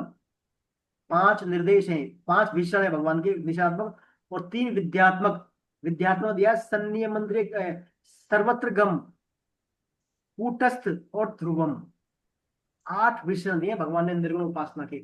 और फिर कहा है कि ये निर्गुण उपासना वाले भी मुझे ही प्राप्त होते हैं। तो पहला आता है इसमें अक्षरम, ये तो अक्षरम अनिर्देश्यम। अक्षरम मानी जिसका कभी क्षरण ना हो, जिसका कभी हास ना हो, कम ना हो, विनाश ना हो, कोई कमी नहीं आई, वो सच्चिदानंद घन कौन है, अक्षरम है, वो अक्षरम है। दूसरा अनिर्देश्यम, यानी इस ब्रह्म को हम निर्देश नहीं कर सकते। हमारे जो है उंगलियों के माध्यम से इदंता के दिस दैट दोज दीज ये वो, ऐसे इसको हम नहीं निर्देश नहीं कर सकते, अनिर्देश्य है। यानी जिसे इदंता से नहीं बताया जा सकता हो, जो भाषा वाणी आदि का विषय नहीं है, वह अनिर्देश्यम है। हमारी भाषा के द्वारा और वाणी के द्वारा इसको मतलब डिस्क्राइब नहीं कर सकते, भाषा के द्वारा वाणी के द्वारा। निर्देश तो यानी संकेत उसी होता है जिसमें कोई जाति हो, गुण हो, क्रिया हो और संबंध से युक्त हो, और देश काल वस्तु व्यक्ति से परिचिन्न हो, उसको तो हम निर्देश कर सकते हैं हम। लेकिन जो चिन्मय तत्व है, सर्वता परिपूर्ण है, उसका संकेत जड़ भाषा वाणी से कैसे कर सकते हैं हम। इसलिए ये क्या है, ब्रह्म क्या है, अनिर्देश्यम। अव्यक्तम तीसरा है, अव्यक्तम। अव्यक्तम यानी जो व्यक्त नहीं किया जा सके। निर्गुण ब्रह्म को अभिव्यक्त कर सकते हैं क्या हम, नहीं कर सकते। यानी हमारे ये मन बुद्धि और इंद्रियों का विषय नहीं है, ना तो कोई रूप है इसका, ना कोई आकार है ना। आकार नहीं होने से निराकार हो गया और रूप नहीं होने से निर्गुण हो गया, निर्गुण निराकार, अव्यक्तम। फिर आता अचिंतम, चौथा आता है इसका अचिंत्यम, यानी ये मन बुद्धि का विषय का नहीं, मन बुद्धि इंद्रियों का विषय नहीं होने से हम इसको चिंतन नहीं कर सकते, अचिंत्य है। देखिए चिंतन किनका होता है, प्राकृतिक पदार्थ मात्र चिंतते हैं। जो प्रकृति में पदार्थ है ना, जो नाशवान है, स्थूल है, उनका हम चिंतन कर सकते हैं। और किनका, प्राकृतिक पदार्थों का। प्रकृति में जो पदार्थ है उनका चिंतन कर सकते हैं। लेकिन परमात्मा क्या प्रकृति में है, प्रकृति से परे है परमात्मा। परमात्मा तो प्रकृति से परे है ना, तो परमात्मा का चिंतन कैसे कर सकते हैं हम, फिर कर सकते हैं क्या, नहीं कर सकते। तो परमात्मा अचिंत है, वो जो ब्रह्म है, निर्गुण निराकार ब्रह्म है, वो अचिंत है, उनका हम क्या है, चिंतन नहीं कर सकते। सर्वत्र गम चिंतन, सर्वत्र गम यानी सब देश में, सब काल में, सब वस्तु में, सब व्यक्ति से परिपूर्ण होने से ये ब्रह्म सर्वत्र गम है, सभी जगह व्याप्त है। सर्वव्यापी होने के कारण, ये क्या, सर्वव्यापी होने के कारण हमारी सीमित मन बुद्धियों के द्वारा इनको ग्रहण नहीं कर सकते हम। देखिए परमात्मा को हमारी क्या इंद्रिय सीमित है, हम सभी क्या बंध प्राणी है, बंधक प्राणी है हम, ये ना बद्ध प्राणी है, बद्ध प्राणी है। बद्ध प्राणी में प्राय 3-4 दोष होते हैं, इनमें इंद्रिय अपन होती है उसकी, है ना, इंद्रिय कंप्लीट नहीं होती, वो अपने आप से धोखा देता है, झूठ बोलता है ना, ऐसी कई इसमें विशेषता होती है। तो हमारी असीमित चीज को हमारी सीमित इंद्रियों के द्वारा हम नहीं देख सकते, तो इस सर्वत्रगम सब जगह व्याप्त हैं। अब आता है फिर ये तो हो गए 5 इसके क्या निषेधात्मक विशेषण। अब आते हैं विध्यात्मक, इसमें आता है कूटस्थ, अचलम और ध्रुवम। कूटस्थ यानी ये भगवान कूट की तरह निर्विकार रहते हैं, यानी जैसे कूटस्थ होता है ना हथौड़ा, थोड़ा होता है, वो क्या सोने को कूटेगा, उसी से मिट्टी को कूटेगा, पत्थर को, लोहे को, समय समान रूप से चोट मारेगा, कूटस्थ की तरह। तो भगवान क्या है, निर्लिप्त हैं, सभी देश काल वस्तु भक्ति में रहते हुए भी सदा निर्विकार निर्लिप्त निर्लिप्त रहते हैं, कभी किंचित मात्र भी उनमें परिवर्तन नहीं होता, इसलिए उसको कूटस्थ कहा गया है, कूटस्थ। अचलम यानी इनका आने जाने से क्रिया से सतत रहित हैं, सब जगह व्याप्त हैं। प्रकृति प्रकृति तो चल रही है, नाशवान है, और ब्रह्म क्या है, अचल है। प्रकृति तो परिवर्तनशील है, नाशवान है, चेंज होती रहती है, लेकिन ब्रह्म जो है इसमें भगवान का निर्गुण निराकार फॉर्म वो अचल है, सब जगह हमेशा है, रहेगा। एक आता है ध्रुवम, यानी ध्रुव यानी अटल सत्य, जिसकी सत्ता निश्चित है, अटल है, उसको ध्रुव कहते हैं। तो तत्व जो है, परम तत्व है ब्रह्म, उसकी सत्ता निश्चित है, वो क्या है, ध्रुवम है, ध्रुव। तो ये 3 विशेषण इसके हो गए विध्यात्मक, कूटस्थ, अचलम और ध्रुवम। और 5 जो अपने पढ़े थे, अनिर्देशम, अव्यक्तम, और ये अचिंत्यम, सर्वत्र गम, ये हो गए इसके 5 विशेषण निषेधात्मक। तो इस प्रकार 8 विषयों के द्वारा यहाँ पर निर्गुण की उपासना, निर्गुण उपासना की विवेचना की गई है। अब देखिए हम ये विवेचना पढ़ने के बाद अब साधक के क्या आया हिसाब में, साधक के लिए क्या रहा, फिर उस पर हम विचार करते हैं। साधक को मतलब इसमें 4 बातें साधक के लिए निर्गुण उपासना में। पहली बात तो क्या है, निर्गुण जो तत्व है, निर्गुण निराकार जो तत्व है, इसका स्वरूप क्या है। तो स्वरूप हम पढ़ चुके हैं, इसका 8 विषय दिए अपन ने, है ना, अव्यक्तम, अनिर्देशम, अक्षरम, कूटस्थ, असलम, ध्रुवम, ऐसे 8 विषय दिए। इनमें 5 तो विध्यात्मक और 3 निषेधात्मक। दूसरा आता है तत्व हो गया निर्गुण का, इसकी साधक की क्या स्थिति रहेगी, इसमें साधक की क्या स्थिति रहेगी। साधक देखिए, निर्गुण का साधक क्या, हर देश काल परिस्थिति से मैं वो परिपूर्ण तत्व को देखता है, वो हर देश काल वस्तु व्यक्ति परिस्थिति में उस परिपूर्ण तत्व पर नजर रखता है, अर्थात वो संबुद्धि में रहता है, हर जगह उस परमात्मा को देखता है वो, हर जगह, क्योंकि किसी से राग द्वेष उसको है ही नहीं, है ना। उसकी इंद्रियां अपने आप में संयम रखना पड़ेगा, उसकी इंद्रियां संयम में है सब उसकी, है ना, इसलिए वो क्या, और सर्वभूत हित वाला भाव रहता है उसका, सभी प्राणियों के प्रति समान भाव रखता है वो, तो सभी जगह परिपूर्ण परमात्मा को देखता है वो। फिर उसके उपासना का स्वरूप क्या है, उसकी हमेशा उस निर्गुण तत्व की ओर दृष्टि रहती है, उसकी साधक की उस निर्गुण तत्व की ओर, यानी वो हमेशा तत्व के सम्मुख रहता है। तो ये तो उसकी साधना उपासना का स्वरूप हो गया। प्राप्त क्या करता है वो, तो भगवान कहते हैं ऐसे साधकों को जो निर्गुण ब्रह्म प्राप्त होता है, वही मैं हूँ, यानी मैं ही प्राप्त हूँ ऐसे साधकों को। और तात्पर्य फिर क्या रहा, सगुण को भी वही मिलने वाले हैं और निर्गुण को भी वही मिलने वाले हैं, यानी उसी तत्व की प्राप्ति होती है। ये भगवान यहाँ पर निर्गुण उपासना के बारे में थोड़ा डिटेल में बताया है। आइए अब चलते हैं आगे अपन। अब देखिए भगवान यहाँ पर बता रहे हैं निर्गुण उपासना में और सगुण उपासना में कंपेयर कर रहे हैं आगे भगवान अगले श्लोक में। आइए श्लोक नंबर 5 पढ़ते हैं। कौन पढ़ेगा? मैं पढ़ती हूँ भैया जी, मैं पढ़ती हूँ। संतोष जी पढ़ रही है, संतोष जी पढ़े आप। अच्छा। क्लेशो अधिकतर तेषाम् अव्यक्तासक्त चेतसाम् अव्यक्ता ही गतिर्दुख देह अभिद्भिर्वाप्यते। अव्यक्त में आसक्त चित्त वाले उन साधकों को अपने साधन में कष्ट अधिक होता है, क्योंकि देहाभिमानियों के द्वारा अव्यक्त विषय गति कठिनता से प्राप्त की जाती है। निर्गुण निराकार, सगुण साकार, निर्गुण निराकार में देहाभिमान बड़ी बाधा आ जाती है। यहाँ पर भगवान ने बताया इसके बारे में, निर्गुण साधना के बारे में थोड़ा बताया है। क्लेशोधिक तरस्तेषाम अव्यक्ता सचेतसाम, अव्यक्ता सचेतसाम यानी अव्यक्त में आसक्त चित्त वाले जो लोग हैं, यहाँ पर उनकी बात कही गई है ना। तो देखिए यहाँ पर ये जो इस विशेषण के माध्यम से भगवान ने उन साधकों की बात कही गई है जो निर्गुण उपासना को श्रेष्ठ तो मानते हैं, पर जिनका चित्त निर्गुण तत्व में आविष्ट नहीं हुआ है, यानी वो इस उपासना को श्रेष्ठ तो मान, लेकिन चित्त उसमें अभी आविष्ट नहीं हुआ। तो तत्व में हमारा चित्त आविष्ट होने के लिए 3 बातें होना जरूरी है। क्या क्या बात जरूरी है? 3 बातें। पहली तो हमारी होती चाहिए उसमें रुचि, दूसरा हमारा विश्वास, तीसरी हमारी योग्यता, तीसरी हमारी योग्यता। तो हम क्या करते हैं, देखिए शास्त्रों के द्वारा, हमारे गुरुजनों के द्वारा निर्गुण तत्व की महिमा सुनने से, जिससे उसमें कुछ रुचि तो पैदा हो जाती है हमारी, और विश्वास भी कर लेते हैं हम परंतु क्या है, हमारा उसके लिए योग्यता नहीं हो पाती। योग्यता क्यों नहीं हो पाती? क्योंकि वैराग्य और देहाभिमान, वैराग्य की कमी और हमारा देहाभिमान के कारण हमारा जो है चित्त उस तत्व में आविष्ट नहीं हो पाता। यानी हम रुचि भी पैदा कर लेंगे, बातों पर विश्वास करेंगे, लेकिन हमारे अंदर वैराग्य की कमी के कारण और देहाभिमान यानी शरीर को मैं मेरा मानना, इसके कारण हमारे उसमें क्या चित्त आविष्ट नहीं हो पाता। ऐसे व्यक्तियों के लिए भगवान ने बोला है अव्यक्ता सचेत साम, यानी उस अव्यक्त में उनका उसमें चित्त अभी आविष्ट नहीं हुआ है। तो यहाँ पर देखिए, अब अपने जो है भगवान बता रहे हैं क्यों नहीं होता। अब इसका भगवान विश्लेषणात्मक अध्ययन कर रहे हैं। भगवान ने अपनी पुस्तक में एक सीटें बनाई हुई है। पहला जो है एक सगुण साकार की उपासना बताइए, जो इसकी मतलब सरलता। दूसरे में बताया निर्गुण निराकार उपासक की ना की कठिनता। अपन इसमें कुछ 5-6 पॉइंट है, पढ़ते हैं। सगुण साकार में जो है पहला बिंदु है विवेक वैराग्य की उतनी आवश्यकता नहीं होती, क्योंकि साधक की दृष्टि में अपने दोषों की तरफ कम व अपनेपन के संबंध की तरफ अधिक रहती है। सगुण साकार उपासना में आपको इसलिए वैराग्य की आवश्यकता नहीं है, ना विवेक की आवश्यकता है, क्योंकि सब कुछ अपने आप को भगवान की शरण हो जाता है। वो भगवान की कृपा पर होता है, भगवान जो करेंगे ठाकुर जी वही ठीक है, यानी भगवान के हो जाता है। लेकिन इसके विपरीत निर्गुण निराकार की उपासना में क्या करते हैं, हमें स्पष्ट विवेक चाहिए हमारा और तीव्र वैराग्य चाहिए।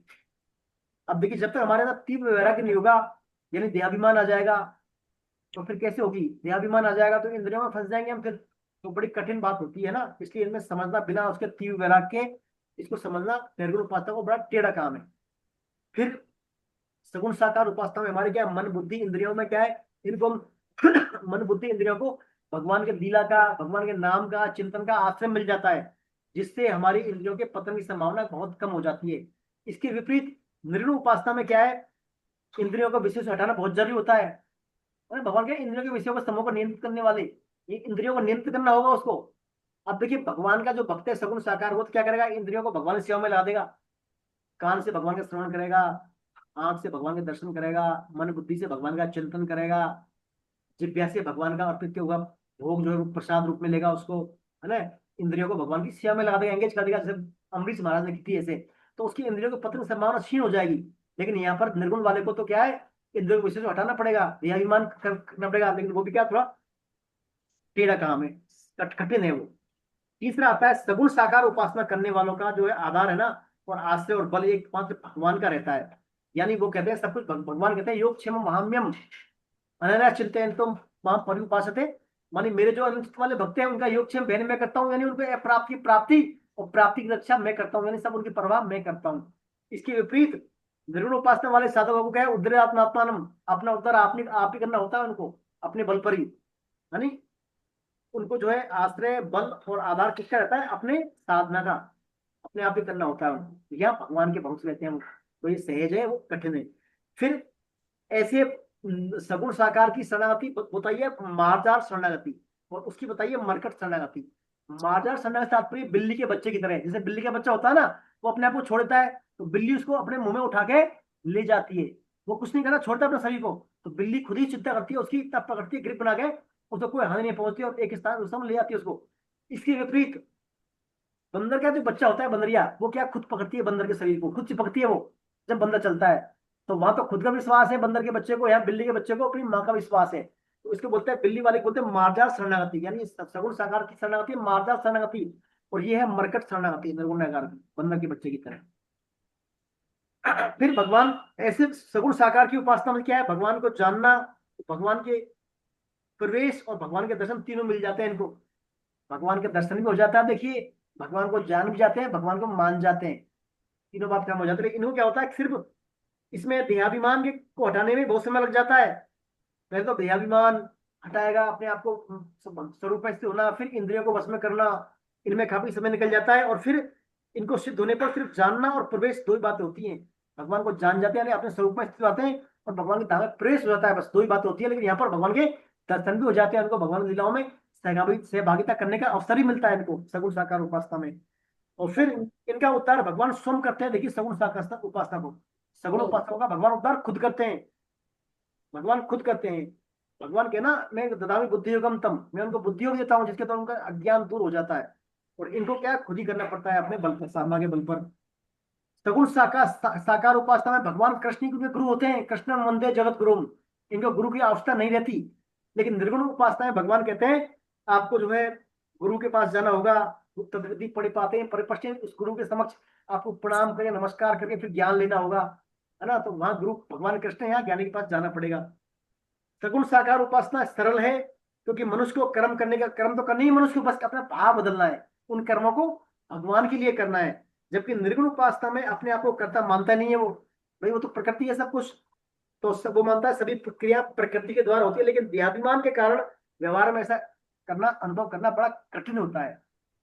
तो ये सब विशेषताओं से लगता है सगुण साकार उपासना सहज है, सरल है, और निर्गुण उपासना बड़ी कठिन चीज है। और अब देखिए कलयुग में तो हमारे पास इतना ना तो समय है, ना हमारे पास आयु है, ना हमारे पास सामर्थ्य है इतनी हम इंद्रियों को वश में कर लें, कर सके इंद्रियों को वश में हम नहीं कर सकते। देहाभिमान हटा सकते हैं क्या? नहीं हटा सकते। अभी लाइट चली जाए, थोड़ा पंखा कम हो जाए तो हम शायद विचलित हो जाते हैं थोड़ी देर में, इंद्रियों के हम वशीभूत हैं। तो इस काल में जो है कली काल में तो बड़ा टेढ़ा काम है निर्गुण साधना का। इंद्रियों को हम भगवान की सेवा में ला सकते हैं, है ना, उसके बहाने से इंद्रियों को बल मिल जाता है, आश्रय मिल जाता है, और हम जो है सगुण साकार इन बिंदुओं के आधार पर कहते हैं सगुण उपासना श्रेष्ठ है। देखिए सगुण में निर्गुण आ जाता है, लेकिन निर्गुण में सगुण नहीं आता, इसलिए सगुण समग्र है, तत्व है, दोनों के विशेषण के एक ही विशेष है। जैसे अग्नि का एक अव्यक्त रूप है दारुवत अग्नि, यानी लकड़ी में जो होती है दिखाई नहीं देती, दिया सलाई के तीली की अग्नि, और दूसरा रूप साकार रूप है, लेकिन अग्नि का तत्व एक ही है, अग्नि का तत्व है एक ही। जैसे जल और ओले में भेद नहीं, अर्थात दोनों जल ही हैं, ऐसे निर्गुण सगुण एक ही हैं। गीता के सगुण साकार भगवान एक देशीय नहीं है, वे अजन्मा होते भी जन्म लेते हैं और निर्गुण निराकार रूप से सर्वत्र व्याप्त रहते हैं। हम किसी भी नाम से उनकी उपासना कर सकते हैं। जो इस रहस्य को समझता है, अर्थात सगुण सहित निर्गुण को जानता है, वास्तव में वही योग वित्तम यानी योगियों में श्रेष्ठ है। और जो अपने आप को एक रूप में, एक देश में सीमाबद्ध मानता है, वह मूढ़ है, क्या अर्थात वह बुद्धिहीन है। ये इसमें और बात बताइए। तो सगुण से निर्गुण और निर्गुण से सगुण की पुष्टि होती है। जैसे हम बैंक में ड्राफ्ट बनवाने जाए तो हम ये नहीं कह सकते कि हम तो निर्गुणिया हैं, इसलिए ड्राफ्ट की वैल्यू को शब्दों में नहीं लिखना चाहते। उधर सगुणिया कहें कि मैंने शब्दों में लिख दिया है इसलिए मैं अंकों में नहीं लिखूंगा, यह मूर्खता है। अपनी रुचि अपने स्वभाव के अनुसार हम जो है अपना एक साधन चुन लें, लेकिन किसी को एक दूसरे को कमतर नहीं माने। अपना गुलाब चुने, लेकिन अपना गुलाब चुने लेकिन गेंदे के फूल का विरोध नहीं करें। आप अपनी साधना बेशक करें, लेकिन दूसरी साधना का विरोध नहीं करें। ये इसमें और बात है। तो ये सगुण और निर्गुण के बारे में यहाँ पर भगवान ने बताया। बाकी चर्चा हम अगली क्लास में करेंगे। अभी जो हमने आज तक चर्चा की है यहाँ पर, आज तक इस बारे में आप पे कोई प्रश्न हो, शंका हो तो बोले आप। सर जी, ये जो निर्गुण उपासक होते हैं, ये स्वयं को भगवान का मान के भगवान की भक्ति करते हैं, भगवान का नाम जप करते हैं। और आपने कहा था चिंतन वही करता है जहाँ पे प्रेम लगता है, तो इनको भगवान से प्रेम क्यों नहीं हो जाता? फिर से बोला आप। जो निर्गुण उपासना जो करते हैं, वो भगवान की उपासना करते हैं, स्वयं को भगवान का मान के भगवान का जप करते हैं, तो इनका चिंतन भगवान में है, जो कि ये वैराग्य आसक्त है, इनमें किसी और का चिंतन नहीं है। तो भगवान का चिंतन है, और चिंतन वहां होता है जहाँ प्रेम होता है, तो इनको भगवान से प्रेम क्यों नहीं हो जाता? देखिए ये जो है देहाभिमान का इनमें समस्या आती है। निर्गुण उपासना की दो बातें हैं। पहला तो क्या, तीव्र वैराग्य होना चाहिए। तीव्र वैराग्य यानी संसार से, पदार्थ से वैराग्य। और दूसरा है देहाभिमान नहीं होना चाहिए, यानी अपने आप को शरीर नहीं मानना, मैं शरीर नहीं, मेरा शरीर नहीं। तो अपने आप को भगवान का स्वरूप मानते हैं, भगवान के स्वरूप में स्थित रहते हैं ऐसे व्यक्ति।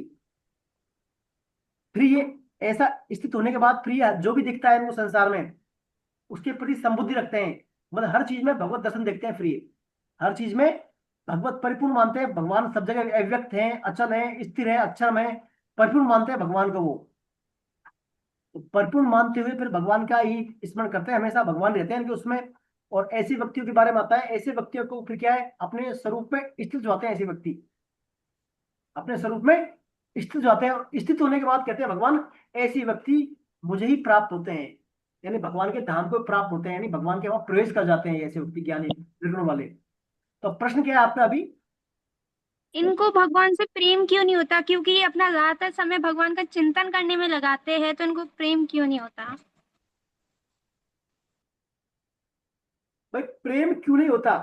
देखिए प्रेम वाला तो प्रेम तो मामला है नहीं इसमें, ये तो माया मानते हैं सबको, और अब तो अपने अलावा सब कुछ माया है। संसार जो प्राकृतिक पदार्थ सब माया है। एकमात्र दर्शन नहीं होते बस। एकमात्र प्रेम तो भगवान हो दिखता सकता है, है, दर्शन नहीं होते। एकमात्र भगवान ही दिखता है इनको। तो प्रेम वाली बात तो इसमें है नहीं भाई, प्रेम होना नहीं होना बात नहीं है यहाँ पर।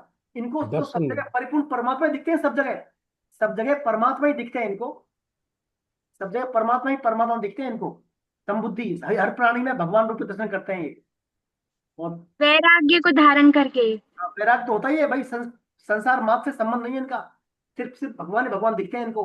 और सबको माया मात्र मानते हैं, सब में संबुद्धि रहते हैं, सर्वबुद्धि रहता, सभी प्राणियों की सेवा करते हैं, सर्व सभी प्राणियों में एक समान बुद्धि रखते हैं, है ना। तो भगवान का वहां धाम में एंट्री होती है इनकी, ये बात है इसमें। प्रेम का तो इसमें सर कोई उदाहरण है क्या इसका, ऐसे कोई संतों कोई का, महापुरुषों का? उदाहरण? हाँ जी, निर्गुण उपासना का हाँ जी। कोई उदाहरण दीजिए सर इसका कोई। उदाहरण में देखिए, निर्गुण उपासक बहुत रहे हैं ऐसे। स्वामी रामकृष्ण परमहंस निर्गुण थे क्या? निर्गुण विवेकानंद भी निर्गुण थे। सगुण थे, उनको तो माँ काली देवी दर्शन देती थी, बात करती थी उनसे, तो काली देवी के उपासक थे। महात्मा बुद्ध को अभी कैसे थे जी? बुद्ध, हाँ बुद्ध के बारे में कह सकते हैं हम। महात्मा बुद्ध जो है, बुद्ध के बारे में कह सकते हैं। बाकी मेरे को इसमें आपको एग्जैक्ट उदाहरण में ना बिल्कुल प्रभावी अरविंदो हुए सर, अरविंदो घोष, हाँ अरविंदो भी हुए ऐसे ही। उनके बारे में हाँ कह सकते हैं। अच्छा, मेन चीज ये जो उन्होंने कहा प्रेम वाली बात है ना सर, तो वो तो जो भगवान के अलावा कुछ सोचते नहीं है। और प्रेम में तो समर्पण भाव हो, प्रेम इसलिए नहीं होता कि उनमें समर्पण भाव नहीं होता है, वो तो सर्वत्र भगवान को देखते हैं और प्रेम मांगता है समर्पण। समर्पण करें किसको, बहुत भाई उनको भगवान के अलावा कुछ है नहीं बस। तो समर्पण और समर्पण के अलावा तत्व सुख भाव, कि जो कुछ काम करें, जो कुछ पूजा करें या कुछ भी बनाए खाएं, हंसे बोले डोले, वो सब भगवान तुम्हारे लिए। और यहाँ वो भाव है ही नहीं। यहाँ वो तो दो हो गए गोपियों ना, का प्रेम भाव अलग चीज है। यहाँ हो गया मैं भगवान का, भगवान मेरे। यहाँ मैं शब्द आ गया ना सर, यहाँ तो मैं शब्द आ गया। प्रेमी और प्रेमास्पद, प्रेमी और प्रेम, जी जी। तो बात और जो प्रेम वाला होता है वह है नहीं, दूसरा है नहीं वहाँ उनके अलावा। ना ना ना ना ना। और यहाँ मैं वाला शब्द आ गया, वहां गोपियां मैं है ही नहीं कुछ, हम तो तेरी हैं बस। बस मैं और तुम्हें का फर्क है, इसलिए वो बात है इसमें। और बताएं, और बाकी एग्जैक्ट उदाहरण मैं आपको और देखो बताऊंगा, अभी मेरे को ध्यान नहीं आ रहा है इसके एग्जैक्ट उदाहरण। सर जी सर नहीं, गुरुजी जैसे कि दो बंदे हैं सामने से क्वेश्चन करते हैं, आप हमें पढ़ा रहे हो। हेलो। जी जी बोले ऋतु जी बोले। हाँ जी। एक कहता है कि जैसे आप हमें उपदेश दे रहे हो, हम आंख बंद करके सुन रहे हैं, हाँ में हाँ लगा रहे हैं। एक हमारी बात को काटता है। दो साधक हैं जी, सामने बैठे हुए सुन रहे हैं। एक हम जैसे पढ़ा रहे हैं उनको, आप पढ़ा रहे हो, मैं ऐसे ही धारण कर रही हूँ जैसे आप हमें पढ़ा रहे हो। एक कहता है कि मैं ईश्वर को नहीं मानता, जो बंदा अच्छा है मैं उसको मानता हूँ। इसमें क्या फर्क हो गया जी? मतलब मैं समझा नहीं, प्रश्न क्या है आपका? जैसे दो साधक है सामने बैठे हुए पढ़ रहे हैं, फॉर एग्जाम्पल आप ही हमें पढ़ा रहे हो, हम सब हैं, तो मैं हूँ, मैं धारण कर रही हूँ जैसा हमें आप बोल रहे हो, मैं किसी बात की काट नहीं कर रही। दूसरा जो स्टूडेंट है, साधक है, वो मानता नहीं इन चीजों को। वो कहता है दूसरे वाला कि मैं भगवान को नहीं मानता, मेरे लिए तो वो अच्छा है, जो इंसान अच्छा है मैं उसको मानता हूँ, भगवान मेरे लिए कुछ नहीं है। तो उसमें क्या फर्क हुआ जी, बस ये बता दीजिए। देखिए वो कह रहा है मैं भगवान को नहीं मानता, तो बात खत्म। फिर भगवान को नहीं मानता तो फिर बात ही खत्म हो गई उसकी। तो भाई भगवान को नहीं मानता वो, तो पूरी गीता भगवान पर केंद्रित है, भगवान बोल रहे हैं इसको, तो भगवान को नहीं मान रहे, फिर वो गीता की बातें उससे कैसे कहाँ करेंगी? वो ये कहता है कि जो इंसान अच्छा है मैं उसको मानता हूँ, उसी के अंदर सब कुछ है, वो क्या होएगा फिर जी? नहीं वो उसकी अलग। भाई देखिए संसार में भांति भांति के लोग हैं। स्वामी जी कहते हैं तेरे भावे जो करे भले भरो बोलो संसार, नारायण तू बैठ के अपनो भवन बुहार। अब भिन्न भिन्न मुंडों वाले, भिन्न विचार वाले लोग हैं। कोई भगवान को मानता है, कोई अच्छे कामों को मानता है, कोई जो है दान ही दान कर रहा है, कोई अपना नाम लिखा रहा है शिलालेख पट्टों पर, कोई क्या कर रहा है, कोई क्या कर रहा है। हम तो चूंकि भगवत गीता के साधक हैं, और भगवान गीता साक्षात भगवान की वाणी है। अपने पहली क्लास जब मेरी शुरुआत बिगिनिंग क्लास की थी इसकी गीता की, तो अपने इसमें हमारे जो केंद्र में कौन होने चाहिए? भगवान होने चाहिए। हमारी भगवत गीता की बातें हमारे समझ में जब आएंगी, जब हमारे केंद्र में भगवान कृष्ण के प्रति समर्पण है तब बातें समझ में आएंगी, नहीं तो बातें भगवान को नहीं मानते फिर बातें कहाँ ऊपर से निकल जाएंगी फिर तो बातें। तो पहली है भाई गीता का सार क्या, शरणागति, भगवान की हाँ शरण जी। शरण में। अब जो व्यक्ति कह रहा है मैं भगवान को मानता ही नहीं तो उसके बारे में फिर कहना ही क्या। तो उसको फिर हम नास्तिक कहेंगे गुरुजी? नहीं, वो कह रहा है मैं भगवान को नहीं मानता और नास्तिक हुआ फिर वो भगवान को हाँ, तो वो कहते हैं मैं इंसान को मानता हूँ जो अच्छे कर्म करते हैं, मैं सोचता हूँ कि उसमें उनका सब अलग हो कुछ है। सकता है, उनका अलग हो सकता है नजरिया, बाकी भगवान को नहीं मानना कह दिया तो फिर उसी से बात ही क्या करनी फिर। भाई गीता ठीक। तो भगवान की बातों पर आधारित है, भगवान कृष्ण की उपदेश है साक्षात, इनको हम कैसे कह सकते हैं ना। ठीक है जी, सर ठीक। सर जी ये सर। पहला पॉइंट है सगुण साकार निर्गुण निराकार की जो अंतर दे रखा है। जो पहला पॉइंट है स्पष्ट विवेक और तीव्र वैराग्य के बिना इस साधन को करना तो दूर समझना भी मुश्किल है। जी अब सर ये क्या है कि ब्रह्म विद्या 2.11 से लेके 2.30 तक श्लोक नंबर, उसमें ब्रह्म विद्या भी में भी यही कहते हैं कि इसको भी समझने के लिए स्पष्ट विवेक और तीव्र वैराग्य की आवश्यकता है। बिल्कुल बिल्कुल। जो सांख्य योग है जिसको ब्रह्म विद्या भी कह सकते हैं, जिसको आध्यात्म विद्या भी कह सकते हैं, जी जी। तो उसको भी स्पष्ट विवेक और तीव्र वैराग्य की आवश्यकता है। तो ब्रह्म विद्या वाला जो वो चैप्टर था 2 नंबर वाला, तो वो भी अपने निर्गुण निराकार के लिए वो हुआ एक तरीके से। देखिए दूसरा जो चैप्टर था ना सांख्य योग, उसमें गीता जी का सार है, पूरा गीता का सार है उसमें। उसमें गीता का पूरा सार है। जो गीता की बात पढ़ेंगे ना अध्याय 18 तक सभी का एक इंडेक्स टाइप है वो, इंडेक्स टाइप है वो, सभी बातें हैं उसमें। तो उसमें आप जो ब्रह्म विद्या, ब्रह्म वही निर्गुण निराकार, ब्रह्म मीन्स निर्गुण निराकार। हाँ सर, तो उसमें भी स्पष्ट विवेक और तीव्र वैराग्य की आवश्यकता है। हाँ, इसके बिना होगा नहीं ये मामला। पहला पॉइंट ही है देखिए इसमें, जब तक आप में तीव्र वैराग्य यानी अपने को जब तक शरीर मानेंगे देहाभिमान रहेगा ना। जैसे स्वामी आप देखिए उदाहरण आता है, जैसे मेरे याद आ रहा है विश्वामित्र जी का उदाहरण था। विश्वामित्र जी ने कितने साल तक तपस्या की थी, बहुत साल तक है ना तपस्या की थी। जब इंद्र को लगा कि मेरा सिंहासन डिस्मिस होने वाला है तो उन्होंने क्या अप्सराएं भेजी वहां पर, भिन्न भिन्न प्रकार की है ना। तो वो क्या है फिर विश्वामित्र जी डिस्मिस हो गए वहां पर, उन्होंने अपने आप को शरीर मान लिया कि मैं शरीर हूँ, मेरा शरीर को सुख चाहिए, तो डिसमिस हो गए वो। तो वहां देहाभिमान आ गया, वहां वैराग की कमी हो गई थी वहां। तो वो साधना फिर कहाँ रही फिर उनकी। तो इसमें मेन चाहिए देहाभिमान यानी विवेक, तीव्र वैराग्य और विवेक। विवेक यानी हमारा विवेक मीन्स हमारा जागृत रहे कि मुझे देहाभिमान नहीं करना है, मेरा वैराग्य बनाए रखना है। ये सब बातें हमारे विवेक में होती हैं। तो विवेक और वैराग्य दोनों बहुत जरूरी हैं। यदि वैराग्य नहीं रहा आप में, शरीर को मैं मेरा मान लिया, तो साधना बहुत दूर की बात हो जाएगी फिर ये निर्गुण साधना। तो सांख्य योग तो फिर हम जैसे आदमियों के लिए, हम तो सब निर्गुण निराकार। सांख्य योग से तात्पर्य सर उसमें गीता का पूरा सार है उसमें। उसमें गीता इंडेक्स है, अपनी गीता की एज इंडेक्स माने उसको आप, सब बातें हैं उसमें। कर्मयोग के बारे में भी दिया है उसमें, है ना। कर्म करना तेरा अधिकार है ना। कर्मण्येवाधिकारस्ते मा फलेषु कदाचन। और फिर भोगे से प्रसक्ता नाम, इंद्रिय को वश में कैसे रखना है, सब पूरा इंडेक्स दिया उसमें। कर्मयोग के बारे में, ज्ञान योग के बारे में सब है उसमें, है ना। तो उसमें आप सिर्फ धर्म के लिए संदर्भ में बातें हैं जो निर्गुण निराकार फॉर्म है, उसके संदर्भ में हम कह सकते हैं कि विवेक विचार और तीव्र वैराग्य आवश्यक है।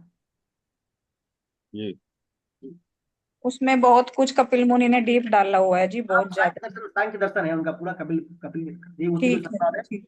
कपिल का और भगवान कपिल और देवहूति संवाद का सांख्य योग के बारे में है वो निर्गुण उपासना के संदर्भ में तत्व की उसमें ही है, तत्व की उपासना के बारे में ही है जी। और बताए कोई। कबीर निर्गुण उपासक थे ना?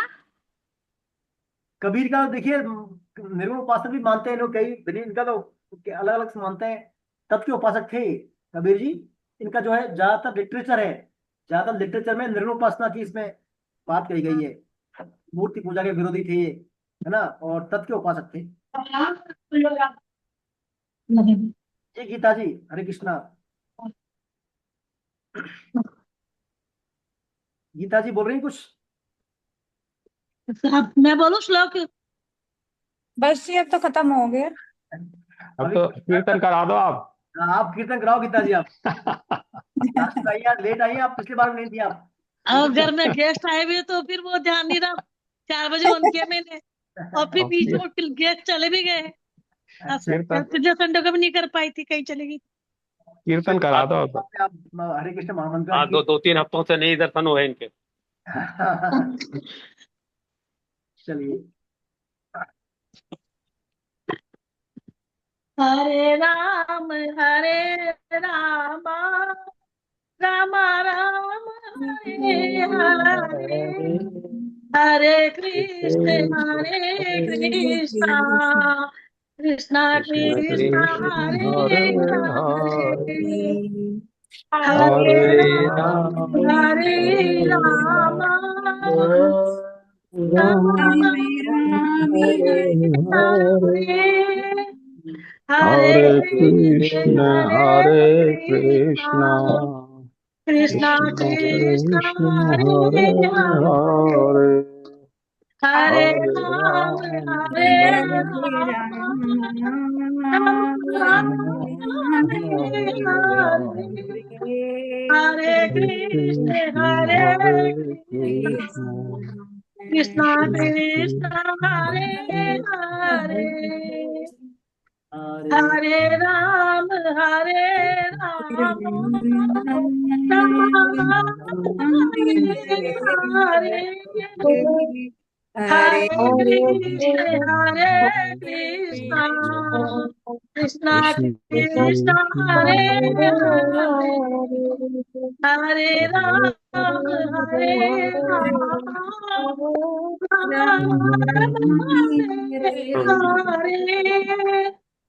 हरे कृष्ण कृष्ण कृष्णा कृष्ण हरे हरे कृष्ण हरे हरे कृष्ण। नाम आज- संकीर्तन आज- यस्य आचार्य जी एक मिनट। अब नाम कल कल जो सुना था इसमें प्रवचन में बताया था और इसमें लिखा भी था कि श्राद्ध पक्ष में श्राद्ध का तर्पण देने से भी ज्यादा महत्वपूर्ण है और गीता पाठ से तर्पण से भी नाम संकीर्तन से पितरों की मुक्ति होती है। नाम संकीर्तन ज्यादा से ज्यादा करे, जोर जोर से करे। जी तो श्राद्ध पक्ष का सबसे बड़ा महत्व है, जितने से बचता है सबको ही नाम संकीर्तन जरूर करना चाहिए, शाम के टाइम पे दिया बत्ती टाइम पे भी। हरे कृष्णा प्रभु जी। हरे कृष्ण हरे कृष्ण नाम संकीर्तनम यस्य नाम संकीर्तनमस्य पापनाशनम सर्व पाप प्रणाशनम नामोपशमनमस्तम प्रणामो दुःखसमनहितम् हरिं परम नमामि हरिं परम। बोलो वृंदावन बिहारी लाल की जय हो श्री कृष्ण बलराम की जय हो जगन्नाथ बलदेव सुभद्रा मैया की जय हो जय हो जय हो। हरे कृष्ण महामंत्र की जय हो हरिनाम संकीर्तन यज्ञ की जय जय हो हो संत कोटि वैष्णव वृंद की जय हो आज के आनंद की जय हो आप सभी वैष्णव की जय हो। प्रणाम जय सर। हो हमारे गुरुदेव की जय हो, हरे जय हमारे कृष्ण हो आचार्य जी की जय हो। जय श्री कृष्ण जय श्री कृष्ण। जय हो।